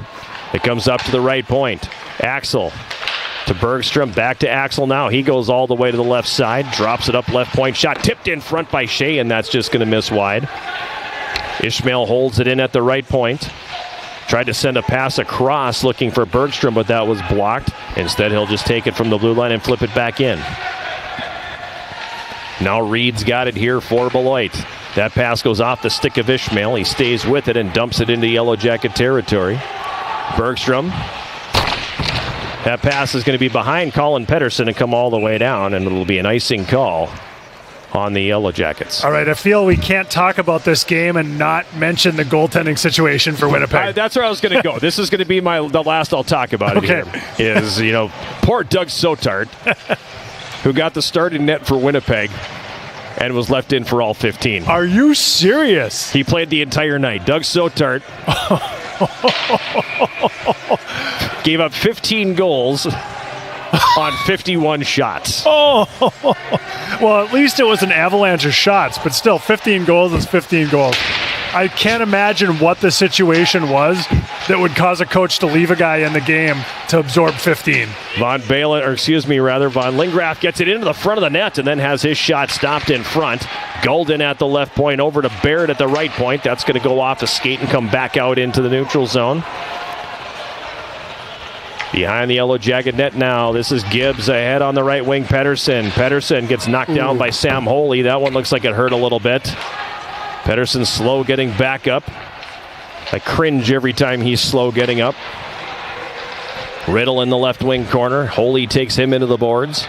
Riddle loses the lumber. Is able to get it back. Now a turnover in front, but Dauphiné, when he was pulling it to the forehand, had it poked off his stick. The Yellow Jackets dump it back in. Behind the goal now, it's played up the left side by Holy. He's got Neeb on the left wing. Neeb down to the left corner in the Yellow Jacket zone. Puck behind the net, scooped up here. Danziger ahead on the left wing. Kagawa bounces off the check of Trey Taylor. Puck is dumped back down into the Yellow Jacket zone again. Brennan behind the net. To the left wing, Kagawa in the middle. That was a dangerous pass, but Yarmolnik got the head up in time, and it's played ahead looking for center, but it's out of his reach. Puck dumped back down in the Yellow Jacket zone again. 5.5 to go, third period, 3-2. Jackets in front. Now Kagawa's going to carry it back the other way. Kagawa across the line, cuts it to the middle, drops it off. Yarmolnik, a shot, and that one stopped by Yoakum. Either it caught him in the mask or it went off the crossbar. And then it caroms up into the netting and out of play. Great pass from Kagawa, another great save. Looking on the bench, Pettersson's taking his regular spot on the front bench right now, but that's after spending about the last 2 minutes on the back bench, definitely nursing some pain. Can't tell what happened. It was kind of an awkward tangle. Yeah. Nothing really obvious, but he clearly got stung by something. A.J. Reed in the right corner comes out with it for the Jackets, sends it up top for Bergstrom. Bergstrom left point, sends it deep. Behind the goal, Reed carries to the left corner, cycled it back down low. It goes off the referee. And Adams back the other way for Beloit across the red line, gives to Stewart. Now over for Schonecker. Penalty coming. It's going to be on the Yellow Jackets with 4:46 to go. They're going to go shorthanded again. And it's going to be A.J. Reed once again. Just what the Buccaneers need at this point to try to get this equalizer. An opportunity for a late power play in the third period. Hasn't been much offense for Beloit in the third period here, so this is just the boost they were looking for. Time of this penalty, 15-14 of the third period. A.J. Reed going to the box for checking from behind. Fourth power play here for Beloit. They are 1 for 3. And that's going to be a penalty on Beloit. That's going to be a face-off violation. Not the first time we've seen that this year. No, it's not. You can't go down and play with the gloves. So just like that, the power play going by the boards as J.D. Schonecker will go to the penalty box. The Yellow Jacket bench was all over it. And, back in the old days, you used to be able to drop down and use the glove to propel the puck somewhere. You can't do that anymore. So 15-17 the time of that one. And it'll be 4-on-4 before the Jackets get a meaningless 2-second power play.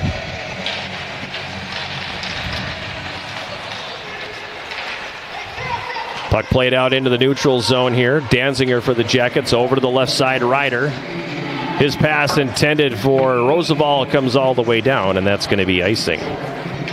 See, now final note on that game. We've milked almost the entire period talking about an NHL game that is 45 years old. But it's a goodie.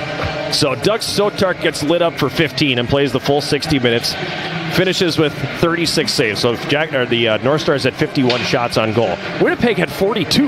Wow. That was a lot of offense that night. Whole lot of offense. Right off the faceoff, Nick Johnson goes forward with it. Boschert forced to make the save. You watch hockey from that era, though, and it's just appalling the lack of defensive attention. None. Effort, attention, detail, back-checking, none. And it's slow. Yeah. And goaltenders, by and large, they stood up. Yeah. You know, and a lot of them were like 5'8". Yeah. Small pads. Puck bouncing around the Yellow Jacket zone. Axel wraps that around. It's easily read and picked off by Mac Reed. He takes the shot, save Boschert. Neeb picks up the rebound on the right wing side. Neeb stripped of the puck by Ishmael. Now Axel's got it. He can't clear the zone. Christie now with a shot from the left circle. Boschert makes the save. And we'll get a stoppage in play. Yikes. Almost a catastrophic misplay there, failing to clear the zone.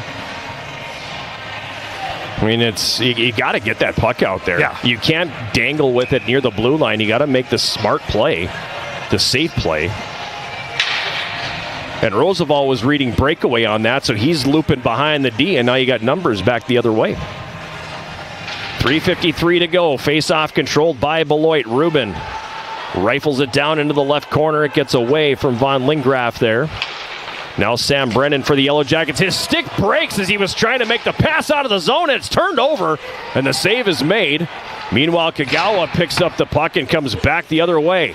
Up the right wing, Danziger, right circle, tried to feather a pass through, but that one's not going to go. Kagawa picks it up, bounces off the check. Gets the puck taken from him. Jackets get it back. Dauphiné, right circle to Kagawa. Brennan sneaking down, looking for the pass there. It's taken away and played back behind the goal. Coming out with it here is Sam Holy. He'll drop it off for Von Lingraff, and it comes all the way back to the Yellow Jacket blue line here. Danziger over to the right wing, Brennan. Sam Brennan, right circle now. Tried to play it to the front of the net, but it was blocked. 3 minutes remaining here, third period. 3-2, the Yellow Jackets clinging to the lead. At center, this is Weber, 1-on-3 as he crosses the Yellow Jacket line. That shot's going to get through. Boschert's going to make the save. Final second ticks off the penalty to Reed. Jackets on the power play. Jackets off the power play. So, Jackets now 0 for 4 with the man advantage. Tyler Ryder sends it up the right wing. Pedersen gets it to the line, and it does come to neutral ice. Puck played back to the Yellow Jacket line once again. This is Ryder. Up the middle, Pedersen. Pedersen across the Beloit line. Pokes it into the left wing corner.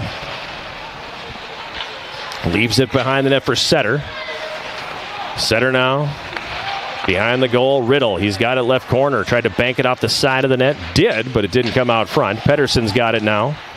He'll give it down low for Riddle. He's got it left wing corner. Carson Riddle cycling it for Blake Setter. Under 2 minutes to go here now in the third. Setter gives it for Riddle. Riddle left wing corner. To the left circle for Setter. He centers for Shea, but that doesn't go. Now a steal. This is Riddle. To Cade Shea, right circle. Takes the shot. Yoakum the save. Big rebound there. And now that's going to be cleared down into the Yellow Jacket zone. No icing on the play. Evan Axel for the Jackets. Sends it ahead at center. Ishmael tipped it, but it was knocked down by the defense. Puck comes inside the Beloit blue line here. On the right wing. Roosevelt content to eat it there, but it comes to Stewart. Yoakum barreling for the bench. Stewart with speed up the right wing into the Yellow Jacket zone. Ryder able to separate him from the puck. It's in the right wing corner now. Roosevelt picks it up. He's going to carry it to center. Across the red line. Takes the shot. He hits the post. Puck comes free into the left wing corner. Roosevelt takes the bump there with under a minute to play. Third period. Jackets up a goal. Beloit net is empty.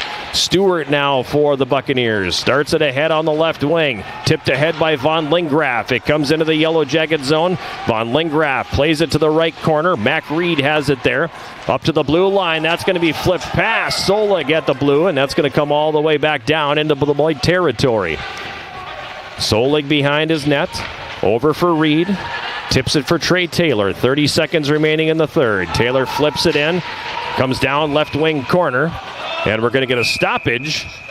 Icing or? Offside. Offside. They're going to call offside here on Beloit with 25 seconds to play here in this third period. That was a super high dump in. Maybe the height of it was just delayed things a little bit. Could have been. Jackets dodged a bullet there when Sam Brennan's stick broke in two. Yeah, that was bad timing. Holy moly. I mean, that was one of those where it's, he goes to make an exit pass and his blade basically falls out of his stick. What an awful feeling for a player deep in the defensive zone. Well, and then you have to scramble. They're going to have numbers basically at 2 on 1.5. Right. You have to not take a penalty because your first instinct is just to grab onto somebody. Right. He did do a good job initiating body contact in a legal way. Right. Meanwhile, we've got a timeout here. I think Beloit must have called it. That is correct. But yeah, that was quite the exchange there. It's been quite a game tonight. Been entertaining. It has been entertaining. And just like everyone said about this Beloit team, this is my first look at them this year. Yeah, this is a far improved team. Yeah, they're a plucky bunch. Club. They're a plucky bunch, and they've got some players in here that are pretty good. Yep. So they're going to win games. Make no mistake. 25 seconds remaining here in this third period. Jackets up 3-2. Face-off will be just outside the Yellow Jacket blue line.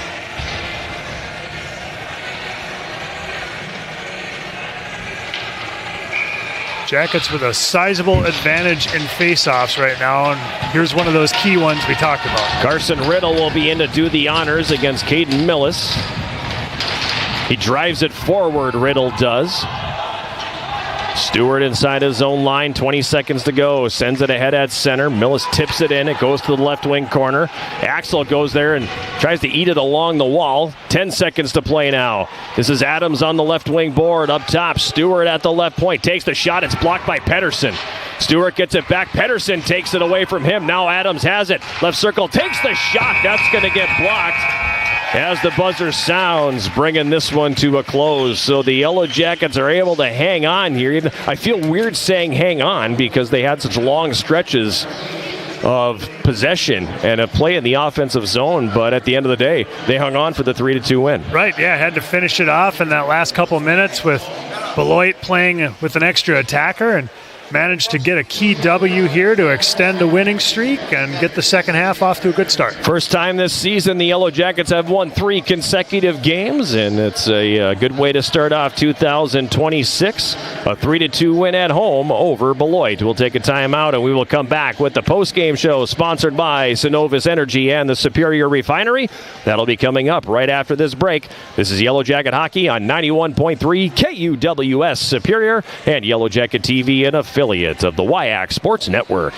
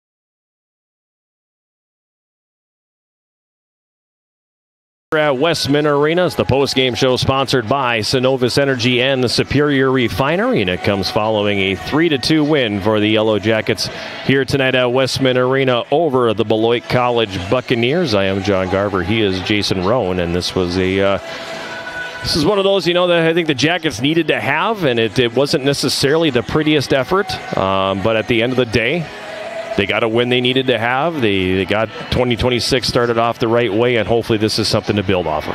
Yeah, all in all, a lot of positives tonight, including bouncing back from some significant adversity in the first part of that second period. Yeah, the first part of the second period was probably the point of the game you didn't like to watch, because they just came out a little bit on the flat side, I felt like, and the power play set the tone for what was a rough start to the period. Right, yeah, and then Beloit was able to build off that and score 2 goals and take a lead, and you found yourself saying, wow, how did we end up here?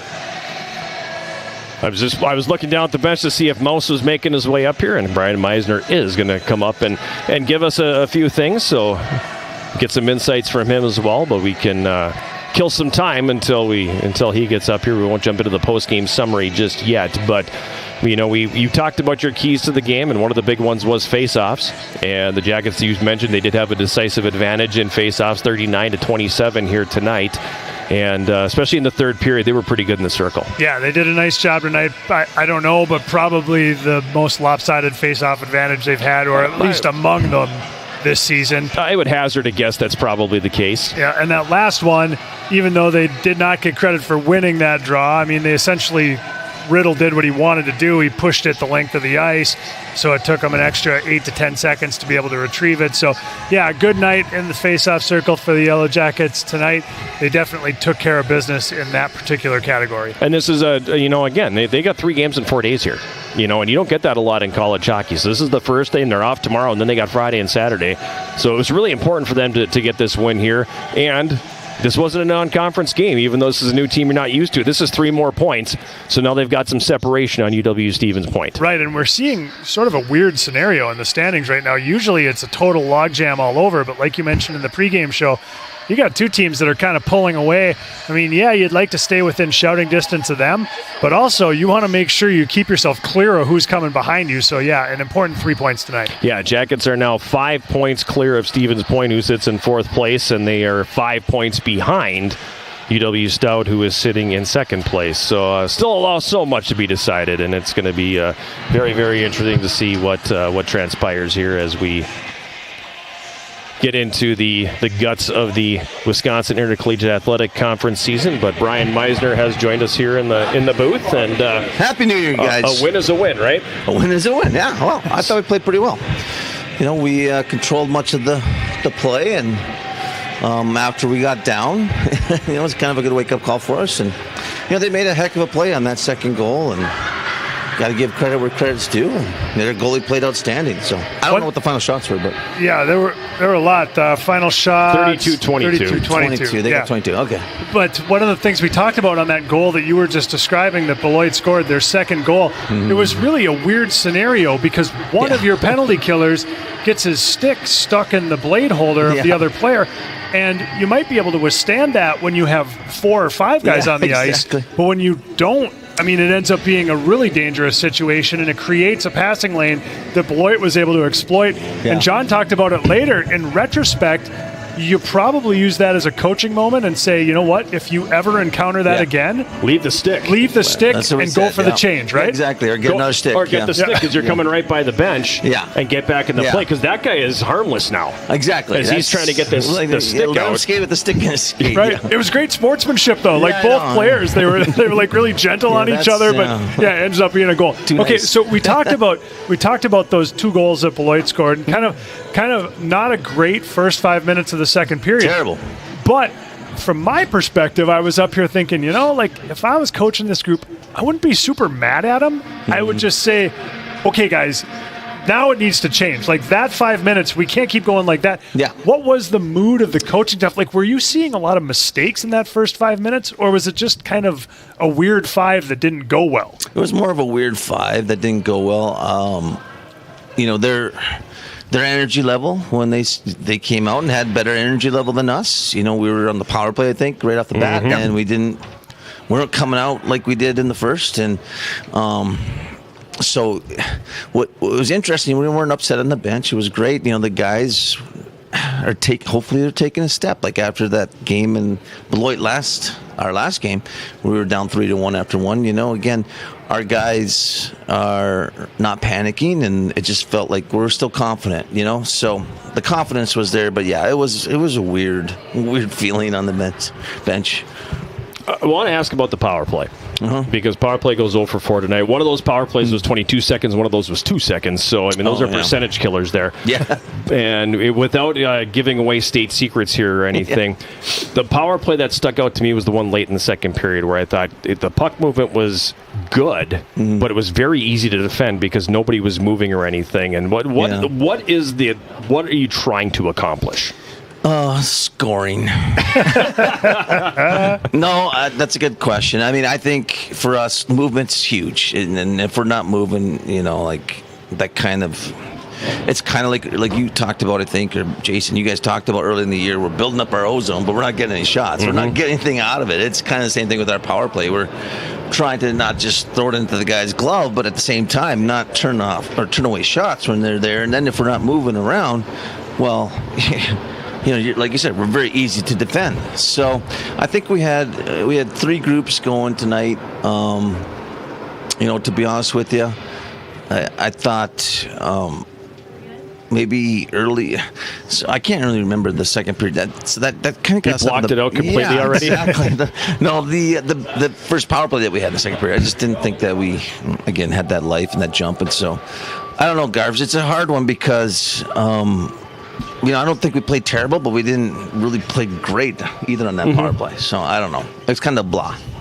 All that said, we've been harping on some of the negatives here. Let's talk a little bit about some of the positives. The group that everybody calls El Paso. Yeah, it's great. There's really something there. There really is. They love playing with each other, obviously, and playing together, and they love. And our guys get a lot of energy from that line. And of course, they're all young and got a lot of energy themselves. But man, they can all skate, they can all shoot, and their first puck touches were incredible tonight. Puck protection, that line was just going. And we started them, I think, every period. So that's kind of the reason why. So they're a fun group to be around, and they're just positive energy guys. I felt like Andrew Larson had the puck the whole night. Yeah. The puck was on his stick the whole time. Fantastic goal. And Evan Axel driving, which caused the guys in front of the net to take him and then leave Bob, as we call him, open to shoot that puck. And I thought it was a great shot against a very good goaltender. So, yeah. And again, we have to remind ourselves, remind the guys, keep getting to the front of the net. We want to screen the goaltender because obviously he made that incredible save on Petey. That backdoor save was incredible. That was another great play we set up. And I can't remember who passed that, but was it Rids? I don't know. It might have been. I can't remember off the top of my head. But there was one in the third period like that too, where they had another great passing play and Rupe got robbed. Yeah. So I think on the positive side, like we had puck possession in the ozone the majority of after we basically fell behind to the end of the game. And so we have to be proud of that. I mean, we gave up 22 shots. I was hoping we'd keep it under 20, but we didn't. But, we really worked on our defensive zone. I think that got better. We gave up the one defensive zone goal, which I'm kind of ticked at. But other than that, I don't think we gave up a lot of chances, in front of our net. Yeah, of those 22 shots, there weren't a lot of golden opportunities. No, a lot of grade A chances, probably, handful. So, proud about that. I think our D were a little not as fast as they usually play, and that's one thing we got to get better at. Just moving the puck north, transition. We talk about our power play. We want to transition the puck. To move it north to our forwards as fast as we can. And the same thing on the power play. Transition to an area. Transition to this guy. Like you said, move around, get pucks to the net, and then get the rebounds. So simple game, right? So that's what they tell you. It's always easy from up here, though. It's very easy from Mike up here. Sturge told me hockey's a simple game. It's the players that make it hard. That's a total Surteism right there, too. So, quick turnaround now. You have the off day tomorrow, and then it's a long road trip out for Concordia on Friday and St. John's on Saturday. So, what do you do tomorrow then? Do you just take them through a little bit of a walkthrough? Yeah. Do you have an actual practice? Do you do some film? Do you break all this down? How do you approach all this? Well, if you're Coach McKenna, we might go 2 hours. 2.5 maybe? 2.5 we did yesterday, so I don't know. I told him, let's go in sweats tomorrow. He's like, what? Are you kidding me? Because that is so Minnesota.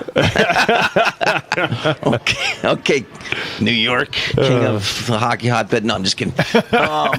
So, yeah, that's what he said to me. So I'm like, okay, well, let's just, I know, we're going to see how this game went tonight, and I think he was happy with the way the guys played. So hopefully it won't be 45 minutes to an hour just zipping around. And yeah, but we're going to go a little bit later instead of early in the morning, and then get on that bus, long bus ride Friday, and then have to play that night. So these guys should be used to that. They'll play juniors. Well, that's just the thing. Years. You get 1 year in college and all of a sudden become soft. Like, a 2-hour bus trip or 3 hours. That's so long. Are we leaving the night before? Yeah, I need whatever. But at any rate, good victory here tonight. That's 3 consecutive ones for the first time this season. That's great, yeah. And keeping pace with the top of the standings here, too. So, awesome, 3 big points tonight. It was, yeah. Thanks, Garsh. Thanks a lot. Thanks, Jason. You're welcome. Oh, we got to pick one. All right, Knox, handshake. We got it figured out. Yeah. That's Yellow Jacket assistant coach Brian Meisner. And let's jump into that post-game summary now. The Yellow Jackets opening the scoring at 12:58 of period number 1. It was Cade Shea scoring his 4th goal of the season. A delayed celebration, I guess, because the goal light didn't come on right away. But really nice play by Daniel Roosevelt here. Yeah, nice power turn to the net and a good goal. Cade Shea's 4th, 12:58 of the first. Jackets are in front, 1-0. Roosevelt drives into the front of the net. On the doorstep, Cade Shea, and he scores. Goal light doesn't come on. Goal horn lets you know what happened, though. That thing is loud. Those mics really picked that thing up. Ever since they moved it, too, I don't know what it is, but it seems like it's a lot louder this year than it has ever been in years past. But at any rate, 1-0 Yellow Jackets after 1. Shots in the first period favoring the Yellow Jackets at 10-7. In the second period, as we mentioned, it didn't take long for Beloit. They killed off the penalty, and then they got their first goal of the game at 2:30. It was Max von